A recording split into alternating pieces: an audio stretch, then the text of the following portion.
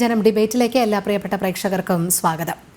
അന്തരിച്ച മുതിർന്ന CPM നേതാവ് MM ലോറൻസിന്റെ ഭൗതികദേഹം മെഡിക്കൽ കോളേജിന് വിട്ടുകൊടുക്കുന്നതിൽ എതിർപ്പുമായി മകൾ ആശ ലോറൻസ് രംഗത്തെത്തിയിരിക്കുകയാണ്. മെഡിക്കൽ കോളേജിന് മൃതദേഹം വിട്ടുകൊടുക്കണമെന്ന തീരുമാനം പാർട്ടി എടുത്തതാണ്, അല്ലാതെ അത് കുടുംബത്തിൻ്റെതല്ല എന്നാണ് ആശ ലോറൻസ് ഉന്നയിക്കുന്ന ആരോപണം. കുടുംബത്തിന്റെ പൂർണ്ണ സമ്മതമില്ലാതെ ഇത്തരമൊരു നീക്കം CPM നേതൃത്വം നടത്തിയതിനു പിന്നിൽ അധികാരം കാട്ടാനുള്ള മാർഗമായി മാത്രമാണ് ആശ ലോറൻസ് വിശദീകരിക്കുന്നത്. ഇതിനെതിരെ നിയമപരമായ നടപടികൾ സ്വീകരിക്കുമെന്ന് ആശ ലോറൻസ് ജനം TVയോട് വ്യക്തമാക്കിയിരിക്കുകയാണ്. ജനം ഡിബേറ്റ് പരിശോധിക്കുന്നു, അവസാന യാത്രയയപ്പ് ചതിയിലൂടെയോ? ഇന്ന് ഈ ചർച്ചയിൽ നമ്മോടൊപ്പം ചേരുന്ന അതിഥികൾ ഇടത് സൈദ്ധാന്തികൻ പാണ്ഡ്യാല ഷാജി, ഇടത് നിരീക്ഷകൻ ഡോക്ടർ B ജയരാജ്, ഒപ്പം MM ലോറൻസിന്റെ മകൾ ആശ ലോറൻസ് എന്നിവരാണ്. ചർച്ചയിലേക്ക് അതിഥികൾക്കും പ്രേക്ഷകർക്കും ഒരിക്കൽ കൂടി സ്വാഗതം. ആദ്യം ആശ ലോറൻസിലേക്ക് പോവുകയാണ്. ആശ ലോറൻസ് ടെലിഫോൺ ലൈനിലാണ് നമ്മളുമായി സംവദിക്കുന്നത്. ശ്രീമതി ആശ, MM ലോറൻസ് അദ്ദേഹത്തിൻ്റെ ആരോടെങ്കിലും, പ്രിയപ്പെട്ട ആരോടെങ്കിലും അല്ലെങ്കിൽ ഏതെങ്കിലും രേഖകൾ മുഖേന തൻ്റെ അന്ത്യയാത്രയയപ്പ് എങ്ങനെയായിരിക്കണം എന്ന് വിശദീകരിക്കുന്നുണ്ടോ എവിടെയെങ്കിലും? എൻ്റെ അറിവിലില്ല, ഇതുവരെ ഇല്ല. അപ്പച്ചനൊരു ഇന്റർവ്യൂല് ഒന്നും പറഞ്ഞിട്ടില്ല. 3 വർഷം മുന്നേ ജനം TVയിൽ അനിൽ നമ്പ്യാർ കൊച്ചിയിൽ വെച്ച് അപ്പൻ്റെ ഇന്റർവ്യൂ എടുത്തിട്ടുണ്ടെന്ന് അദ്ദേഹം തന്നെ പറഞ്ഞിട്ടുണ്ട്. പല കാര്യങ്ങളും സംസാരിച്ചപ്പോഴും അദ്ദേഹത്തിനോട് ചോദിക്കുകയോ അദ്ദേഹം പറയുകയോ ചെയ്തിട്ടില്ല. ജോണി ലൂക്കോസിനോട് മനോരമയിലെ സഫാരി ചാനലിലെ ജോർജ് കുളങ്ങരയുടെ അദ്ദേഹത്തിന് പല ഇന്റർവ്യൂ അപ്പൻ്റെ ഉണ്ടല്ലോ. എവിടെയും അപ്പൻ ഇന്റർവ്യൂലൊന്നും ഇത്രയും ശക്തനായിട്ടുള്ള ഒരു കമ്മ്യൂണിസ്റ്റുകാരൻ അത് മരണാന്തര ചടങ്ങുകളെ പറ്റിയോ അത് എങ്ങനെയായിരിക്കണം ഒന്നും പറഞ്ഞിട്ടില്ല. അപ്പൻ അവസാന കാലത്തിലൊക്കെ പരിചരണമൊക്കെ സ്വന്തം കുടുംബത്തിൽ നിന്ന്, ഈ ആൺമക്കളുടെയും മരുമക്കളുടെയും പരിചരണം കിട്ടാണ്ട് വളരെയധികം വിഷമ അവസ്ഥയിലായിരുന്നു. കൃത്യമായിട്ട് ഭക്ഷണം പോലും കിട്ടാണ്ട്. അപ്പൻ്റെ അഭിമാനം അത് പുറത്ത് പറയാൻ സമ്മതിച്ചില്ല. അഭിമാനമാണോ ദുരഭിമാനമാണോ എന്ന് എനിക്കറിയില്ല. ഞാൻ നിരന്തരമായിട്ട് ഇത് പാർട്ടിയിലെ ഉത്തരവാദിത്തപ്പെട്ട നേതാക്കന്മാരായ A വിജയരാഘവനോടും K രാധാകൃഷ്ണനോടും MV ജയരാജനോടും കൊച്ചിയിലുള്ള അപ്പൻ്റെ എല്ലാ കാര്യവും, ഞങ്ങളുടെ കുടുംബത്തിലെ to Z പൾസ് അറിയുന്ന KJ ജേക്കബ് അങ്കിൾ എന്നാണ് ഞാൻ വിളിക്കുന്നത്, ജേക്കബ് അങ്കിളിനോട് നിരന്തരമായിട്ട് പറഞ്ഞിരുന്നു അപ്പൻ സേഫ് അല്ല, കുടുംബത്ത് ആൺമക്കൾ നോക്കുന്നില്ല. ഞാൻ ആ സമയത്ത് ഡൽഹിയിലായിരുന്നു. എല്ലാവരും പറയുന്നത് ഞാനും അപ്പനും തമ്മിലുള്ള വഴക്കാണ് ഹൈലൈറ്റ് ചെയ്ത് പറയണത്. അതുകൊണ്ട് മുൻകൂട്ടി പറയണു, അപ്പനും ഞാനും തമ്മിൽ വഴക്കും അകൽച്ചയൊക്കെ ഉണ്ട്. അത് ഞങ്ങളുടെ രണ്ടുപേരുടെയും കാര്യമാണ്. ആ വഴക്ക് നിലനിർത്തിക്കൊണ്ട് തന്നെ അങ്ങോട്ടും ഇങ്ങോട്ടും കരുതൽ. അപ്പൻ എന്നെ പറ്റിയും അന്വേഷിച്ചിരുന്നു, ഞാൻ അപ്പനെ പറ്റിയും അന്വേഷിച്ചിരുന്നു. അപ്പൻ്റെ സേഫ്റ്റിയാണ് ഞാൻ പാർട്ടി നേതാക്കന്മാരോട് എപ്പോഴും ആവശ്യപ്പെട്ടിരുന്നത്. അപ്പൻ്റെ സേഫ്റ്റി പാർട്ടി ഇടപെട്ട് ചെയ്തില്ലെങ്കിൽ ഞാൻ ജനങ്ങളെ അറിയിക്കുമെന്നും പറഞ്ഞിരുന്നു. അത് ഒരു 2014 എൻ്റെ അമ്മ മരിച്ചതിന് ശേഷം ഇനി അപ്പനാണ് അടുത്തതെന്ന് ഞാൻ അന്ന് തൊട്ട് ഞാൻ പറയുന്നുണ്ടായിരുന്നു. അതിന് മുന്നേയും പറഞ്ഞിട്ടുണ്ടായിരുന്നു അപ്പനും അമ്മയും കാര്യം തിരക്കണം എന്ന്. ഇപ്പോഴത്തെ ഓരോ കുടുംബത്തിലുള്ളത് പോലെ മരുമക്കളൊക്കെ വന്നു കഴിഞ്ഞപ്പോൾ അൺവാണ്ടഡ് എലിമെന്റ്സ് ആയിട്ട് മാറുന്നുണ്ടായിരുന്നു അമ്മയും അപ്പനൊക്കെ. അപ്പോൾ വഴക്കൊക്കെ നാച്ചുറലി ഒരു ഭാഗത്തൂടി അങ്ങ് പോകും. പക്ഷേ പ്രായമായിക്കൊണ്ടിരിക്കുന്ന പാരന്റ്സിന്റെ സേഫ്റ്റിയുടെ പ്രശ്നം ഞാൻ ഇവരെ ഉത്തരവാദിത്തപ്പെട്ട ആൾക്കാരോട് പറഞ്ഞിരുന്നു. പിന്നെ ഈ കാര്യം ഇപ്പോഴും അപ്പം മരിച്ചു കിടക്കുവാണ്. ഇപ്പോഴും എന്നെ വന്ന് അപ്പന്റെ പോസ്റ്റില് അപ്പന്റെ FB കൈകാര്യം ചെയ്തിരുന്നത് ഏതോ അകന്ന ഒരു ബന്ധു, ഒരു അരുൺ ആന്റണി എന്ന് പറഞ്ഞ ഒരുത്തനായിരുന്നു. അവനും പാർട്ടി മെമ്പറാണ്. അയാളാണ് കൈകാര്യം ചെയ്തിരുന്നത്. അപ്പന് അയാളുടെ വീട്ടില് അയാൾ വീട് വയ്ക്കുമ്പം അപ്പനൊരു മുറി കൊടുക്കും, അപ്പനെ അവസാനം വരെ നോക്കൂന്നും പറഞ്ഞ് കൊണ്ട് നടന്ന് ഹൈജാക്ക് ചെയ്ത് പല നേട്ടങ്ങളും അവൻ നേടിയെടുത്തു. അതിന് ശേഷം അപ്പനെ കൊണ്ടുപോവുകയും ചെയ്തു. കൊണ്ടുപോയി അരുൺ എന്ന് പറയുമ്പോൾ എനിക്കൊന്നും അയാളെ അറിയാനും കൂടി പാടില്ല, ഏത് ബന്ധു എന്ന് പോലും അറിയില്ല. അങ്ങനെയുള്ള ഒരുത്തന്റെ വീട്ടിലോട്ട് അപ്പം പോയപ്പോ ഇന്ന് ഇതിന് സമ്മതം കൊടുത്തു എന്ന് പറയണ മൂത്ത മകന്റെ ക്ലാസ്മേറ്റ്, ലോ കോളേജിലെ ക്ലാസ്മേറ്റ് അഡ്വക്കേറ്റ് രഘുവിനെ വിളിച്ചിട്ട് ഞാൻ പറഞ്ഞു, അപ്പന് 2 മക്കളുണ്ട്, മകള് ദുബായിലുണ്ട്, ഞാൻ ഡൽഹിയിലാണ്. അപ്പനെ നോക്കേണ്ടത് വല്ല ഏറ്റവും അകന്ന ബന്ധുക്കളോ ഓൾഡ് ഏജ് ഹോമിലല്ല, ഇത് ചെയ്യുന്നത് ശരിയല്ല എന്ന് ഈ മൂത്ത മകനോട് പറയാമെന്നും പറഞ്ഞു. അതിനുശേഷം ഒരു 4-5 മാസം കഴിഞ്ഞപ്പോഴാണ് എന്നെ പലരും വിളിച്ചിട്ട് പറയുന്നത്, ട്രിപ്പിൾ ലോക്ക്ഡൌണിന്റെ സമയത്ത് അപ്പൻ ഈ അരുൺ ആന്റണി എന്ന് പറഞ്ഞവൻ ഒഴിവാക്കി. അപ്പന് യൂറിൻ കൺട്രോൾ ഇല്ലാണ്ടായി. അപ്പനെ ഒഴിവാക്കി. അപ്പൻ ഇന്ദിരാഗാന്ധി ഹോസ്പിറ്റലിൽ അഡ്മിറ്റ് ആയിട്ടുണ്ടെന്ന്. ട്രിപ്പിൾ ലോക്ക്ഡൌൺ ആണെന്ന് കേരളത്തില് കോവിഡിന്റെ. പാതിരാത്രി ഞാനും എന്റെ മകനും കൂടി ഈ കെ രാധാകൃഷ്ണൻ അന്ന് മന്ത്രിയാകാൻ സത്യപ്രതിജ്ഞ ചെയ്യാൻ പോവാണ്. അദ്ദേഹത്തിനെയും വിജയരാഘവനെയും വിളിച്ച് രാത്രി പറഞ്ഞിട്ടാണ് ഞാൻ റെയിൽവേ സ്റ്റേഷനിൽ വെളുപ്പാങ്കാലത്ത് എറണാകുളത്തെത്തി അപ്പനെ കാണുന്നത്. Indira Gandhi cooperative hospital. അപ്പനെ അന്ന് ബെഡ്രിഡനായി പോയ അപ്പനാണ് ഇന്നലെ ജീവൻ പോയത്. 3 വർഷമായിട്ട് അപ്പൻ കിടക്കുമായിരുന്നു. അന്ന് ഞങ്ങൾ നോക്കാൻ തയ്യാറാണെന്ന് പറഞ്ഞിരുന്നു. ഞാൻ ഫിനാൻഷ്യലി ഒട്ടും സ്റ്റേബിൾ അല്ലാത്ത ഒരാളാണ്. പക്ഷെ ഏറ്റെടുക്കാൻ തയ്യാറായപ്പോൾ അപ്പന് ഞങ്ങളുടെ കൂടെ വരണമെന്നുണ്ടായിരുന്നു. ഞാൻ അന്ന് തിരുവനന്തപുരത്തായിരുന്നു. അപ്പൊ ആലോചിച്ചിട്ട് പറഞ്ഞു അത് ശരിയാവില്ലെന്ന്. വരണമെന്നും വരാണ്ടെന്നും അപ്പന് 2 മനസ്സുണ്ടായിരുന്നു. സത്യസന്ധമായിട്ടാ പറയണത്. ഞങ്ങളുടെ കൂടെ വരണം എന്നുണ്ടായിരുന്നു, വരണ്ടാന്നും ഉണ്ടായിരുന്നു. എന്നിട്ട് പറഞ്ഞു ശരിയാവില്ല എന്ന് എന്റെ മോനോട് പറഞ്ഞു. അപ്പൊ തിരുവനന്തപുരത്തേക്ക് വരാൻ മടിയായിരിക്കും എന്ന് ഓർത്തിട്ട് ഞാൻ പറഞ്ഞു, എന്റെ മോൻ പറഞ്ഞു ഞങ്ങള് കൊച്ചിയിലോട്ട് ഷിഫ്റ്റ് ചെയ്യാന്ന്. അപ്പൊ പറഞ്ഞു നിനക്ക് ഡൽഹിയിൽ പോയി പഠിക്കണ്ടേ. അവന്റെ ഒരു ആഗ്രഹവും എയിമും ആയിരുന്നു പുറത്ത് പോയി പഠിക്കാന്നുള്ള, ഡൽഹിയിൽ LLBക്ക്. അത് നീ ചെയ്യുന്ന പറഞ്ഞു. അപ്പൊ പറഞ്ഞു എവിടെയെങ്കിലും പഠിച്ചാൽ പോരെ, ഞാൻ കൊച്ചിയിലാണെങ്കിലും പഠിച്ചോളാം, ഞങ്ങൾ മാറാൻ തയ്യാറാന്ന് പറഞ്ഞു. വേണ്ട നീ പോയി പഠിക്കുന്നു പറഞ്ഞു. അന്ന് ഈ എറണാകുളം ജില്ലാ കമ്മിറ്റി സെക്രട്ടറി ഞങ്ങൾ ചെന്നു, ഏറ്റെടുക്കാൻ തയ്യാറാണ്, അപ്പനൊരു പാതി മനസ്സുണ്ടെന്ന് അറിഞ്ഞപ്പോ ഓടി വന്നു ജില്ലാ സെക്രട്ടറി CN മോഹനൻ. അത് ഈ അപ്പന്റെ മൂത്ത മകൻ സജീവൻ എന്ന് പറയുന്ന സഖാവാണ്. മൂത്ത മകൻ മെമ്പറാണ്, പാർട്ടിയുടെ മെമ്പറാണ്. അപ്പൊ സഖാവാണല്ലോ. അയാള് പറഞ്ഞിട്ടാണ് CN മോഹനൻ ഓടി വന്നത്. അപ്പൊ തലേന്ന് രാധാകൃഷ്ണനോടും കണ്ണൂർ ജില്ലാ സെക്രട്ടറി ആയിരുന്ന MV ജയരാജനെ വിളിച്ചും ഞാൻ പറഞ്ഞു അപ്പൻ ഹോസ്പിറ്റലിലാണ്, അപ്പച്ചന്റെ കണ്ടീഷൻ മോശമാണ്, എന്താന്ന് വെച്ചാൽ പാർട്ടി ഏറ്റെടുക്കണം, ഇല്ലെങ്കിൽ ഞാൻ ജനങ്ങളെ അറിയിക്കുന്നു പറഞ്ഞു. അപ്പൊ പറഞ്ഞു ഞാൻ CN മോഹനെ അറിയിച്ചിട്ടുണ്ട്, അവിടെ പാർട്ടിക്കാരെത്തുന്നു. വിജയരാഘവനും രാധാകൃഷ്ണനും പറഞ്ഞു അവിടെ CN മോഹൻ എത്തുന്നു. പിറ്റേത് രാവിലെ വെളുപ്പിനെത്തിയ ഞങ്ങള് അപ്പനെ കാണുന്നത് 10 മണി കഴിഞ്ഞിട്ടാണ്. ഒരു 11:30 ആയപ്പോ ഇയാൾ ഓടി വന്നിട്ട് അതുവരെ CN മോഹൻ അരമണിക്കൂറിനുള്ളിൽ എത്തുമെന്നാണ് എന്നോട് ഉറപ്പ് പറഞ്ഞത് ജയരാജനും വിജയരാഘവനും രാധാകൃഷ്ണനും. പക്ഷെ ഞങ്ങൾ ചെന്നതിന് ശേഷം എന്നെയും മകനെയും ഭീഷണിപ്പെടുത്താനാണ് ഈ CN മോഹൻ ഓടി വന്നത്. എന്നിട്ട് ഡോക്ടേഴ്സിന്റെയും എല്ലാവരുടെയും മുമ്പിൽ വെച്ചിട്ട് അയാൾ എന്നെ ഇൻസൾട്ട് ചെയ്തു. ഇവിടെ പെൺമക്കൾ വേണ്ട, പാർട്ടിയും ആൺമക്കളും ഉണ്ടെന്ന്. അപ്പൊ ഞാൻ ചോദിച്ചു ആൺമക്കൾ എവിടെയായിരുന്നു ഇത്ര നാള്, ആൺമക്കൾ നോക്കാഞ്ഞിട്ടാണല്ലോ അപ്പം വല്ലവരുടെ വീട്ടിൽ പോയി നിൽക്കേണ്ടി വന്നതെന്ന്. അപ്പൊ ഒന്നും അയാൾ പറഞ്ഞില്ല. പിന്നെയും എന്റെ നേരെ അയാൾ വന്നു, കൈയൊക്കെ നീട്ടിക്കൊണ്ട് ഭീഷണിപ്പെടുത്തിയാണ് അയാൾ വന്നത്. അയാളുടെ നിർദ്ദേശപ്രകാരമാണ് ഈ സജീവൻ ഇപ്പോ ഇതിന് നിന്ന് കൊടുത്തിരിക്കുന്നത്. സജീവൻ പാർട്ടി മെമ്പറാണ്. അയാൾ പാർട്ടി പരിപാടിക്കും പാർട്ടി മീറ്റിംഗിലും പങ്കെടുക്കുന്ന സഖാവാണ്. പാർട്ടി നോമിനിയായിട്ട് ഹൈക്കോടതിയിൽ ഗവൺമെന്റ് സീനിയർ ലീഡറാണ്. അയാൾക്ക് ആ സ്ഥാനം നിലനിർത്തണം. അതിനു വേണ്ടിയിട്ടാണ് ഇപ്പോഴും ഈ കളി കളിച്ചുകൊണ്ടിരിക്കുന്നത്. സ്വന്തം അപ്പന്റെ ദേഹം പട്ടിക്കും പൂച്ചയ്ക്കും തിന്നാനായിട്ട് വിട്ടുകൊടുക്കാൻ പോകുന്നത്. അതായത് ആശ പറയുന്നത് ഇതിൽ കുടുംബത്തിന്റെ പൂർണ്ണ സമ്മതമില്ല, ആശ തന്നെ എതിർക്കുന്നുണ്ട്. അതുമാത്രമല്ല MM ലോറൻസിന്റെ അവസാന കാലത്ത് പരിചരിച്ചത് പാർട്ടി അംഗത്വമുള്ളവരാണ്. അതിന്റെ ഒരു പിൻബലത്തിലാണ് ഇവർ ഇപ്പോൾ ഈ ഒരു നീക്കം നടത്തുന്നത്. മൃതദേഹം മെഡിക്കൽ കോളേജിന് വിട്ടുകൊടുക്കാനുള്ള തീരുമാനം CPM എടുത്തത് ഇത്തരത്തിൽ നിർബന്ധപൂർവമായിരുന്നു എന്നുള്ളത് തന്നെയാണ് ആശ പറഞ്ഞു വയ്ക്കുന്നത്. അതെ, ഒരു കാര്യം, അപ്പന് ദുബായിലുണ്ടായിരുന്ന സിസ്റ്റർ അപ്പൻ അവസാനത്തിലേക്ക് പോകണമെന്ന് അറിഞ്ഞിട്ട് അയാള് തിരിച്ചു വന്നു. അയാളുടെ വീട്ടിലേക്ക് അപ്പനെ ഏറ്റെടുത്തു. ഈ മകന്റെ വീട്ടിൽ നിന്ന്, മൂത്ത ബ്രദറിന്റെ വീട്ടിൽ നിന്ന് എന്റെ എൽഡർ സിസ്റ്റർ സുജാത എന്ന പേര്, സുജാത വിളിക്കുന്ന സുജയുടെ വീട്ടിൽ ചക്കരപ്പറമ്പിലേക്ക് കൊണ്ടുപോയി അവിടെ ജോലിക്കാരെ നിർത്തി നോക്കുന്നുണ്ടായിരുന്നു. ഹോസ്പിറ്റലിൽ ഉണ്ടായിരുന്നപ്പോ ഹോസ്പിറ്റലിലെ ഒരു ബൈസ്റ്റാൻഡർ ജോസ് എന്ന് പറഞ്ഞ ആളായിരുന്നു. അയാൾ പാർട്ടി ബന്ധമുള്ള ആളൊന്നും ആയിരുന്നില്ല. അയാൾ പക്ഷെ ഒരു കമ്മ്യൂണിസ്റ്റുകാരനൊക്കെ ആയിരുന്നു. പാർട്ടി വിട്ട് വേറെ ബിസിനസ് ഒക്കെ ചെയ്ത് ജീവിക്കുന്ന ഒരാളായിരുന്നു. ബുക്കിന്റെ എന്തൊക്കെയോ അയാളുടെ അവിടെ നിന്ന് ഡിസ്ചാർജ് ചെയ്ത് കൊണ്ടുപോയി സജീവന്റെ വീട്ടിൽ നിന്ന് വീണ്ടും സുജയുടെ വീട്ടിൽ കൊണ്ടുപോയി കഴിഞ്ഞപ്പോഴാണ് സുജ അവിടെ പ്രാർത്ഥന എല്ലാം നടത്തുന്ന ഒരു വീടാണ്. സുജ കടുത്ത ഈശ്വര വിശ്വാസിയാണ്. അയാളുടെ വീട്ടിലായിരുന്നു അപ്പൻ. അവിടെ വെച്ചും അപ്പന് പ്രാർത്ഥനയൊക്കെയാണ് കൊടുത്തിരുന്നത്. അവിടെ MM ലോറൻസ് ജീവിച്ചിരുന്നപ്പോഴും അവസാന സമയത്തുമെല്ലാം ഈശ്വര വിശ്വാസിയായി തന്നെയാണ് തുടർന്നത്. ഈശ്വര വിശ്വാസിയായിരുന്നില്ല. അപ്പച്ചൻ പ്രാർത്ഥനയിലൊന്നും പങ്കെടുത്തില്ലെങ്കിലും അപ്പച്ചൻ പ്രാർത്ഥന നിഷേധിച്ചില്ല. ഞാൻ പറയാത്ത മതപരമായ ചടങ്ങുകളെല്ലാം അദ്ദേഹം അംഗീകരിച്ചിരുന്നു അല്ലെ? കാരണം അദ്ദേഹത്തിന്റെ വിവാഹം, മക്കളുടെ മാമോദീസ, ഇതെല്ലാം അദ്ദേഹം കൃത്യമായി തന്നെ മതാചാരപ്രകാരം നടത്തി ജീവിച്ച വ്യക്തിയായിരുന്നു. മക്കളുടെ മാമോദിസ അപ്പൻ നടത്തിയിരുന്നില്ല. ഞങ്ങൾക്ക് മുതിർന്നു കഴിഞ്ഞപ്പോഴാണ് നടന്നത്. ഞങ്ങളുടെയൊക്കെ വിവാഹവും ഞങ്ങളുടെ മക്കളുടെ മാമോദിസയും അതെല്ലാം കൃത്യമായിട്ട് നടന്നിരുന്നു. അതിനെല്ലാം അപ്പം വന്നിട്ടുമുണ്ട്. അപ്പൻ ഈശ്വര വിശ്വാസി ആയിരുന്നു എന്ന് ഞാൻ എവിടെയും പറഞ്ഞില്ല.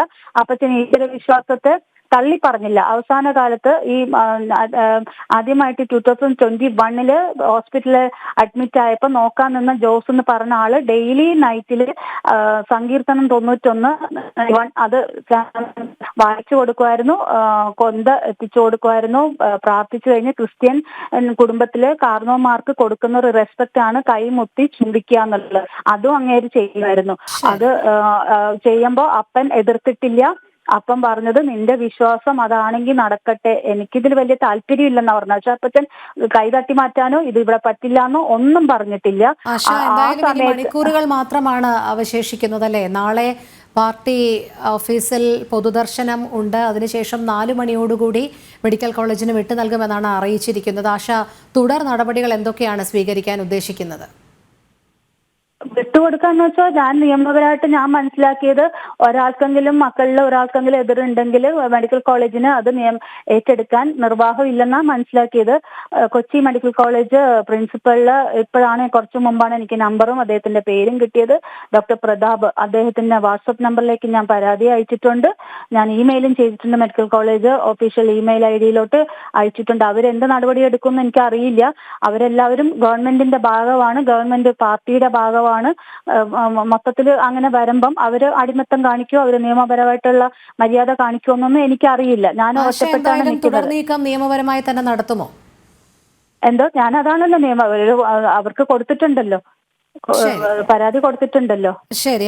അപ്പനെ ഈ മൂത്ത മകള് അവരുടേതായ രീതിയിൽ അപ്പന് അന്ത്യകൂദാശ മെനിയാന്ന് കൊടുത്തു എന്ന് എഴുതിയത് ഞാൻ TV-യിൽ ഉത്തരവാദിത്തപ്പെട്ടവർക്ക് അതിന്റെ സ്ക്രീൻഷോട്ട് എടുത്ത് അയച്ചിട്ടുമുണ്ട്.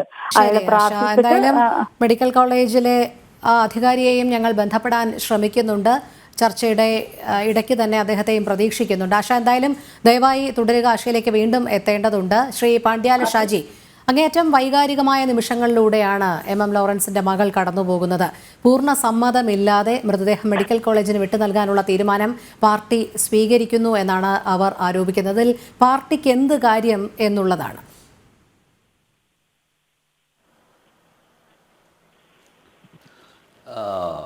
മാഡം, ഇതിനകത്ത് സത്യമെന്നാൽ ഇതിനൊക്കെ വളരെ വിഷമകരമായ സംഭവമാണ്. പിന്നെ ആ മകളുടെ ഒരു അഭിപ്രായത്തെ പരിഗണിച്ചാൽ പാർട്ടിയുടെ എന്ത് അഹന്തയാണ് തകർന്നു പോവുക? പ്രാഥമികമായ ചോദ്യമാണ്. എന്ത് അഹന്തയാണ് തകർന്നു പോവുക? ഇവരുണ്ടാക്കിയിരിക്കുന്ന ഏത് ഹലോ, കേൾക്കുന്നില്ലേ? കേൾക്കുന്നില്ലേ? ഹലോ, ഹലോ, കേൾക്കുന്നുണ്ട് ശ്രീ പാണ്ഡ്യാല ഷാജി, തുടർന്നോളൂ.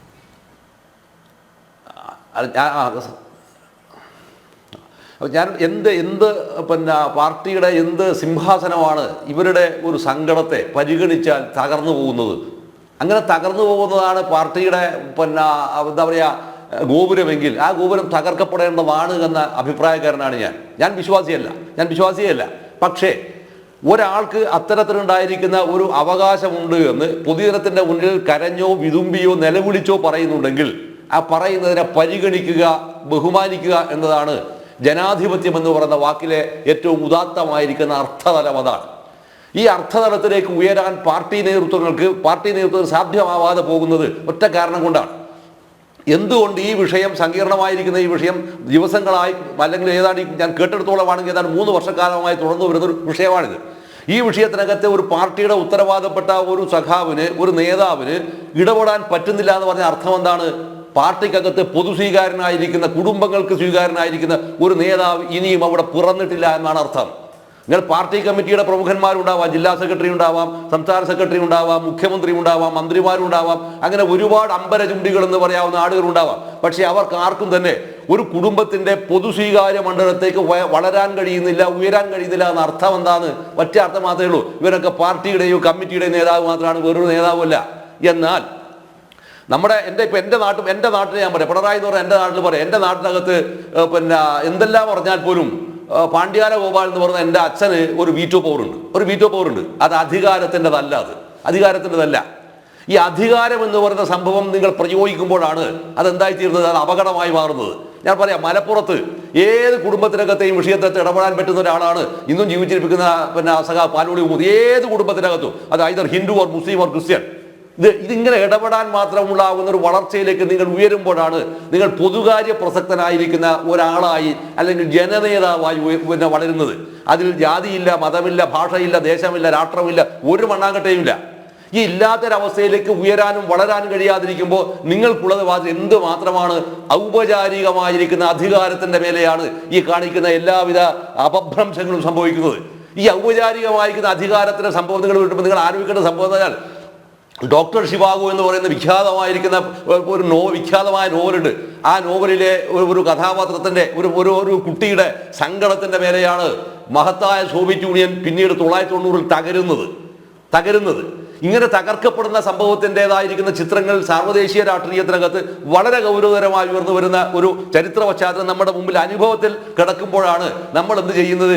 ഈ ഒരു സംഭവം അത് മാത്രമാണോ? സഖാവ് MM ലോറൻസിനെ പോലുള്ള ഒരാളുടെ കുടുംബത്തിനകത്ത് ഒരു വിഷയമുണ്ടായാൽ അത് പാർട്ടി ചെവി അറിയാതെ പരിഹരിക്കേണ്ടതാണത്.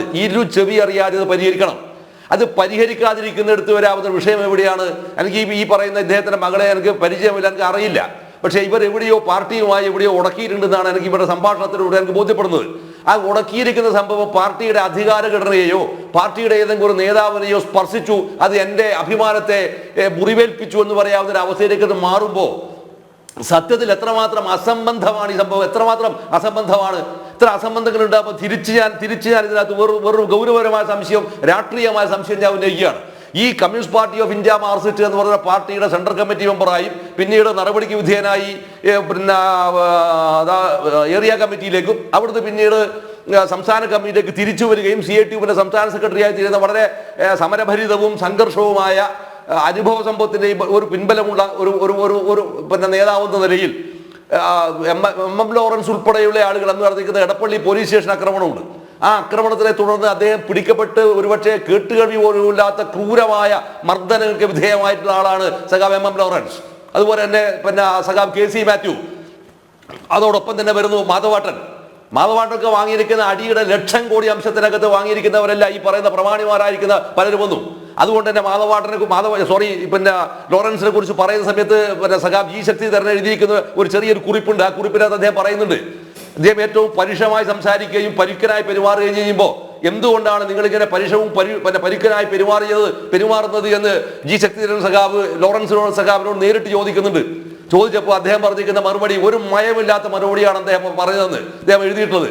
കാരണം ഞാനൊക്കെ അനുഭവിച്ച് തീർത്തിരിക്കുന്ന വേദനകൾ, ഞാനൊക്കെ മുറിച്ച് കടന്നിരിക്കുന്ന തീക്കടലുകൾ, ആ തീക്കടലുകൾക്ക് വരുമ്പോൾ എനിക്ക് ഇങ്ങനെയൊക്കെയോ പെരുമാറാൻ കഴിയുള്ളൂ എന്ന് പറയാവുന്ന ഒരു നിഷ്കപടതയും നിഷ്കളങ്കത്വവും അതിനകത്ത്. ആ നിഷ്കളങ്കത്തിന്റെ മേലെയാണ് ഞാൻ കുറച്ച് നേരത്തെ ശ്രീമാൻ അനിൽ നമ്പ്യാരോട് ഞാൻ പറഞ്ഞതാണ് ഈ സാധനം. അതിനകത്ത് ഞാൻ പറയുന്ന സാധനം എന്ന് പറഞ്ഞാൽ, ഇതേ പോലീസ് സ്റ്റേഷൻ ആക്രമണത്തിന്റെ പേരിലായിരുന്നല്ലോ ഇദ്ദേഹം ആക്രമിക്കപ്പെടുകയും അല്ലെ മർദ്ദിക്കപ്പെടുകയും ചെയ്തത്. പക്ഷേ കാലം കഴിഞ്ഞു, ഒരുപാട് കഴിഞ്ഞു. ആ നിലപാടുകൾ കമ്മ്യൂണിസ്റ്റ് പാർട്ടിക്കകത്ത് തെറ്റായിരുന്നു, സെക്ടേറിയൻ നിലപാടായിരുന്നു എന്നുള്ള പാർട്ടിയുടെ വിശദീകരണങ്ങൾ വന്നു, നിലപാടുകൾ തിരുത്തലുകൾ വന്നു. പക്ഷേ ഇതിൽ പിന്നീട് വന്നുവരുന്നു നക്സലൈറ്റ് മൂവ്മെന്റിന്റെ ഭാഗമായി പോലീസ് സ്റ്റേഷൻ ആക്രമണം, അതോടൊപ്പം വരാവുന്ന സമരങ്ങൾ, പ്രക്ഷോഭങ്ങൾ, ഇതുപോലെ സംഭവങ്ങൾ ഉണ്ടാക്കുമ്പോൾ അവരെ ഗൺ ഡൗൺ ചെയ്യാൻ കൈക്കൊരറപ്പില്ലാത്ത രീതിയിൽ പെരുമാറാനും ശീലമുള്ളവരാണ് ആര് ഇപ്പോഴത്തെ ഈ അഭിനവ പാർട്ടി നേതൃത്വം. ഗൺ ഡൗൺ ചെയ്യാൻ അങ്ങനെയാണല്ലോ കുപ്പു ദേവരാജനും അജിതയും വെടിയേറ്റ് മരിക്കുന്നത്, കൊല്ലപ്പെടുന്നത്.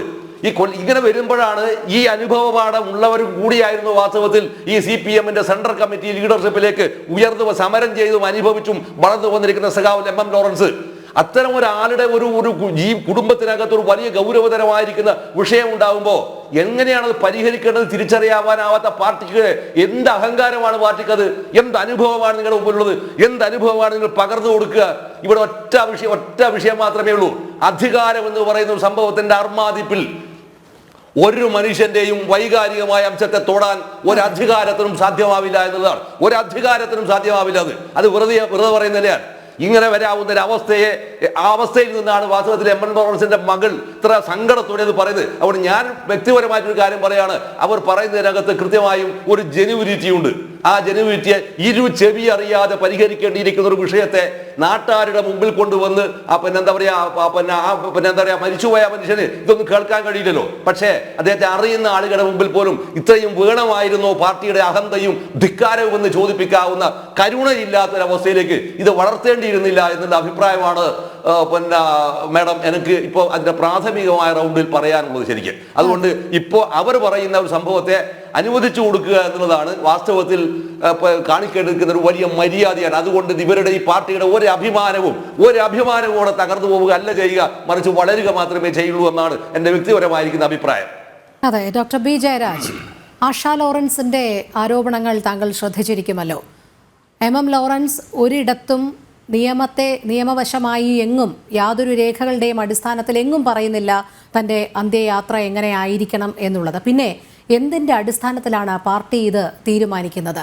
അധികാരത്തിൻ്റെ ഗർവ് തന്നെയാണോ പാർട്ടി കാണിക്കുന്നത്? ഇങ്ങനെ ഒരു എതിരഭിപ്രായം ഉണ്ട് എന്നറിഞ്ഞിട്ടും, അതിവൈകാരികമായി ഒരു മകൾക്ക് എതിരഭിപ്രായമുണ്ട് എന്നറിഞ്ഞിട്ട് പോലും അവരെ ഭീഷണിപ്പെടുത്തുന്ന തരത്തിലേക്കാണ് പിന്നീട് കാര്യങ്ങൾ പോകുന്നത്. എന്തുകൊണ്ടാണ് CPM-ന് ഇത്ര വലിയ ഒരു മൂല്യച്യുതി സംഭവിക്കുന്നത്?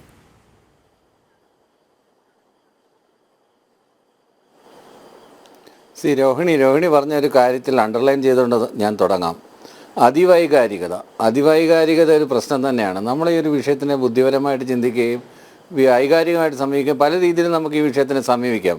ഒരിക്കൽ ശ്രീനാരായണ ഗുരുവിനോട് ഒരാൾ ചോദിച്ചു, സ്വാമി മരിച്ചു കഴിഞ്ഞാൽ എന്ത് ചെയ്യും? അപ്പോൾ ശ്രീനാരായണ ഗുരു പറഞ്ഞത്, എൻ്റെ മൃതദേഹം വല്ല ചക്കിലിട്ടാട്ടി തെങ്ങിൻ്റെ കുഴിയിലിടാനാണ് ശ്രീനാരായണ ഗുരു എന്ന് പറഞ്ഞത്. അത് ശ്രീനാരായണ ഗുരുവിൻ്റെ സ്റ്റാൻഡ്. ഓരോ നിരീശ്വരവാദിയുടെയും സ്റ്റാൻഡ് അതുതന്നെയാണ്. ഇപ്പം എൻ്റെ ശരീരം ഞാൻ മരിച്ചു കഴിഞ്ഞാൽ മെഡിക്കൽ കോളേജിന് വിട്ടുകൊടുക്കാനാണ് എഴുതി വെച്ചിരിക്കുന്നത്. നാളെ എൻ്റെ മകളോ എൻ്റെ ഭാര്യയോ അത് അനുവദനീയമല്ല, ഞങ്ങൾക്ക് ഇന്ന മതാചാര പ്രകാരം അടക്കം ചെയ്യണമെന്ന് പറഞ്ഞാൽ അത് നിയമപരമായിട്ട് അവർ പറയുന്നതാണ്. പക്ഷേ എൻ്റെ ആഗ്രഹത്തിന് വിരുദ്ധമാണത്. ഒരുപക്ഷെ ഇനി പറഞ്ഞിട്ടുണ്ടോ അല്ലെ പറഞ്ഞിട്ടില്ല. പക്ഷേ പാർട്ടി എം ലോറൻസിനോട് ചെയ്ത ഇതിനെയൊന്നും അത് ന്യായീകരിക്കാൻ ഞാൻ പറയുന്നില്ല. എം ലോറൻസ് ആവർത്തിക്കുന്നുണ്ട് ശ്രീ ജയരാജ്. ആശാ ലോറൻസ് മകളാണ്. വ്യക്തിപരമായി അവർക്കറിയാവുന്ന അത്രയും കാര്യങ്ങൾ പൊതുസമൂഹത്തിന് അറിയണമെന്നില്ലല്ലോ. അവർ വ്യക്തമായി തന്നെ പറയുന്നുണ്ട്, എങ്ങും തൻ്റെ പിതാവ് ഇത്തരത്തിൽ ആരോടും ഇങ്ങനെ ഒരു ആഗ്രഹം പറഞ്ഞിട്ടില്ല, രേഖാമൂലം എങ്ങും എഴുതിയിട്ടില്ല, യാതൊരു അടിസ്ഥാനവുമില്ല എന്ന്.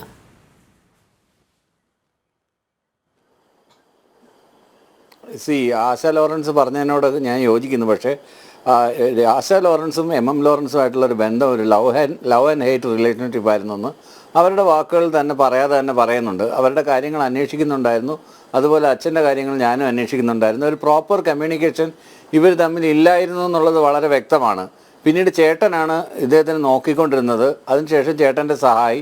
അപ്പോൾ ഇവർ തമ്മിൽ സഹോദരങ്ങൾ തമ്മിലുള്ള പ്രശ്നങ്ങൾ, ഫാമിലിയിലെ പ്രോബ്ലംസ്, അമ്മയുടെ മരണം, ഇങ്ങനെ ഒരുപാട് പ്രശ്നങ്ങൾ ഇതിനകത്ത് വരുന്നുണ്ട്. അതുകൊണ്ട് ഇപ്പോൾ അവരുടെ ആഗ്രഹം അങ്ങനെയാണെങ്കിൽ, അല്ലെങ്കിൽ ഒരു മകൾക്ക് അങ്ങനെ താല്പര്യമുണ്ടെങ്കിൽ ആരും ഇപ്പോൾ ഉദാഹരണത്തിന് ഒരു കെഡാവർ, നമ്മളുടെ ഇന്ത്യയെ സംബന്ധിച്ചിടത്തോളം അല്ലെ കേരളത്തിനെ സംബന്ധിച്ചിടത്തോളം ഒരു കെഡാവറിനെ കിട്ടിക്കഴിഞ്ഞാൽ 25 കുട്ടികൾക്ക് അത് പഠിക്കാൻ പറ്റും.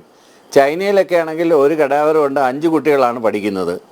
അവിടെ കുറച്ചുകൂടെ, അതുകൊണ്ടാണ് പല ആളുകളും വിദേശ രാജ്യങ്ങളിൽ ഈ അനാട്ടമി പഠിക്കാനൊക്കെ പോകുന്നത്. ഇത് മനുഷ്യകുലത്തിന് തന്നെ ഉപയോഗം ചെയ്യുന്ന കാര്യമാണ് ഈ പറഞ്ഞു വരുന്നത്. പിന്നെ വൈകാരികമായിട്ട് സമീപിച്ചാൽ എനിക്കങ്ങനെ എൻ്റെ അച്ഛനെ ഇങ്ങനെ പള്ളിയിൽ അടക്കണം അല്ലെങ്കിൽ ഇങ്ങനെ ചെയ്യണം എന്നൊക്കെ പറയുന്നത് ഇത് വായിക്കുമ്പോഴും ആ ഫേസ്ബുക്ക് പോസ്റ്റിൽ തന്നെ പറയുന്നുണ്ട്. ഇതിനെക്കുറിച്ച് പറയുമ്പോഴൊക്കെ പുച്ഛത്തോടു കൂടിയാണ് പല കാര്യങ്ങളും ഇങ്ങനെ പട്ടിണിപ്പെടുന്നതിൻ്റെ അല്ലെങ്കിൽ ജനങ്ങളെ പട്ടിണിയിലിടുന്നതിൻ്റെ ദൈവം എനിക്ക് വേണ്ട എന്നൊക്കെ പലപ്പോഴും ആവർത്തിച്ചിട്ടുള്ളതാണ്. അത് മാത്രമല്ല, എം ലോറൻസിൻ്റെ ചരിത്രം എടുത്ത് പരിശോധിച്ച് കഴിഞ്ഞാൽ എം ലോറൻസിൻ്റെ അച്ഛൻ ഒരു കടുത്ത നിരീശ്വരവാദിയായിരുന്നു. അതുപോലെ തന്നെ ചേട്ടൻ കവിയും സാമൂഹ്യ പ്രവർത്തകനും പിന്നെ അതുപോലെ തന്നെ പുരോഗമനവാദിയുമായിരുന്നു. അപ്പോൾ ഇവരുടെ രണ്ടുപേരുടെയും തണലിൽ വളർന്നു വന്ന അനവധി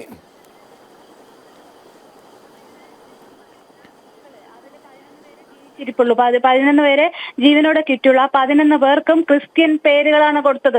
Lawrence, George, Thomas, John, Elizabeth, എഞ്ചില, ഇങ്ങനെ പിന്നെ ഫ്രാൻസിസ്, മാത്യു, ഇങ്ങനെ എല്ലാം ക്രിസ്ത്യൻ പേരാണ്. പിന്നെ എവിടെയാണ് ഈ നിരീശ്വരവാദിയും പുരോഗമനവാദവും ഒക്കെ ഉണ്ടാണ്. പിന്നെ ഈ പറഞ്ഞ കടുത്ത നിരീശ്വരവാദിയും പുരോഗമനവാദിയായിരുന്ന മാത്യു എന്ന് പറഞ്ഞ എൻ്റെ അപ്പന് 91 വയസ്സിൽ മരിച്ചപ്പോൾ 1981 എൻ്റെ അപ്പൻ ലോക്സഭാ സ്ഥാനാർത്ഥിയായിട്ട് ഇടുക്കിയിലായിരുന്നു. അദ്ദേഹത്തിന് അടക്കിയത് കലൂര്, എറണാകുളം കലൂര് പൊറ്റക്കുഴി ലിറ്റിൽ ഫ്ലവർ ചർച്ചിൽ സെമിത്തേരിയിലായിരുന്നു. എല്ലാ കുർബാനയും എല്ലാം നടത്തി. കല്ലറ അന്ന് ഇന്ന് സിറ്റി ലിമിറ്റില് സെമിത്തേരിയില് കുടുംബ കല്ലറ കിട്ടില്ല മേടിക്കാൻ. അന്ന് എന്റെ ഓർമ്മ ശരിയാണെങ്കിൽ 6,000 രൂപയ്ക്ക് 6 അടി മണ്ണ് വില കൊടുത്ത് മേടിച്ച് അത് കുടുംബ കല്ലറയാക്കി മാർബിളോ ഗ്രാനൈറ്റോ ഒക്കെ ഇട്ട് പണിതാണ് ഈ പുരോഗമനവാദി നിരീശ്വരവാദിനെ അടക്കിയത്. ഇപ്പൊ ചെന്ന് നോക്കിയാലും രേഖയും തെളിവും അവിടെ കിടക്കുന്നുണ്ടാവും. എന്റെ അപ്പനും അതിൽ പങ്കെടുത്തിരുന്നു. ആരും അതിൽ എതിർപ്പും പ്രകടിപ്പിച്ചില്ല. ഇടുക്കിന്ന് സ്ഥാനാർത്ഥിയായിരുന്ന അപ്പൻ കാറിന് വന്ന് അടക്കം കഴിഞ്ഞ് അന്ന് തന്നെ തിരിച്ച് ഇലക്ഷൻ തെരഞ്ഞെടുപ്പിന് പോവുകയും ചെയ്തു. അത് കഴിഞ്ഞ് ഈ എന്റെ അപ്പനും നിരീശ്വരവാദിയാണെന്ന് പറയണത് വളരെ ചെറിയ പ്രായത്തിൽ ഇപ്പോഴത്തെ കുട്ടികൾക്ക് പറ്റണ വീഴ്ച പോലെ, ഒരു പ്രണയത്തിൽ വീഴ്ച പറ്റണത് പോലെ, അല്ലെങ്കിൽ MDMA വീഴ്ച പറ്റണത് പോലെ, ലഹരിക്കടിമയാകുന്നത് പോലെ, സ്മഗ്ലിങ്ങിന് പെട്ടുപോകുന്നത് പോലെ പെട്ടുപോയതാണ് കമ്മ്യൂണിസ്റ്റ് ആശയത്തില്. പിന്നെ അതിൽ വൺസ് അതിൽ പെട്ടുപോയ അതിൽ സ്റ്റിക്ക് ഓൺ ചെയ്തില്ലെങ്കിൽ ജീവൻ എടുക്കുന്ന പാർട്ടിയാണ്. അപ്പൻ അങ്ങനെ വന്നു. പിന്നെ എന്റെ അപ്പൻ ജീവൻ ഈ 95-ാം വയസ്സ് വരെ ജീവിച്ചിരിക്കുമെന്ന് പ്രതീക്ഷിച്ചോ, MP ആകുമെന്നോ കൺവീനർ ആകുമെന്നോ മുഖ്യമന്ത്രി ആകുമെന്നും പ്രതീക്ഷിച്ചല്ല 15 വയസ്സിൽ പഠിത്തവും വിദ്യാഭ്യാസവും കളഞ്ഞ് ഇതിലിറങ്ങി തിരിച്ചത്. ജീവൻ പോകുന്ന ഉറപ്പിച്ച് ഇറങ്ങി തിരിച്ചതാണ്. ആ ആൾക്ക് പിന്നീട് നിരീശ്വരവാദം വന്നു. പക്ഷെ അപ്പച്ചന് മറ്റേ വശവും ഉണ്ടായിരുന്നു. അമ്മയെ പരിഹസിക്കുകയും ചെയ്യുമ്പോഴും അമ്മ പള്ളിയിൽ വിളിക്കുമ്പോൾ കൂടെ ചെല്ലാൻ വിളിക്കുമ്പോൾ ഞങ്ങളും പോകാണ്ടിരിക്കുമ്പോൾ അമ്മയുടെ കൂടെ പോകാനേ അപ്പം പറഞ്ഞിട്ടുള്ളൂ. പരിഹാസം വേറെയാണ്, നിരീശ്വരവാദം വേറെയാണ്. അപ്പൻ എല്ലാ ചടങ്ങുകൾക്കും എന്റെ മൂത്ത സിസ്റ്റർ സുജ എന്ന് പറയുന്ന സിസ്റ്ററുടെ വിവാഹം നടന്നപ്പോ VS അത് കുത്തിപ്പൊക്കി. സെക്രട്ടേറിയറ്റിൽ അപ്പച്ചനെ അനിയറ്റിൽ നിന്ന് ആൻസർ ചെയ്യേണ്ടി വന്നു. മകളുടെ വിവാഹം കല്യാണം അവിടെ പള്ളിയിൽ നടത്തണം എന്തിനാണെന്നും പറഞ്ഞിട്ട്. അന്ന് അപ്പം പറഞ്ഞു ഭാര്യയ്ക്കും മക്കൾക്കും അവരുടേതായ ഇഷ്ടവും അവരുടെ തീരുമാനമുണ്ട്. എന്റെ തീരുമാനം അത്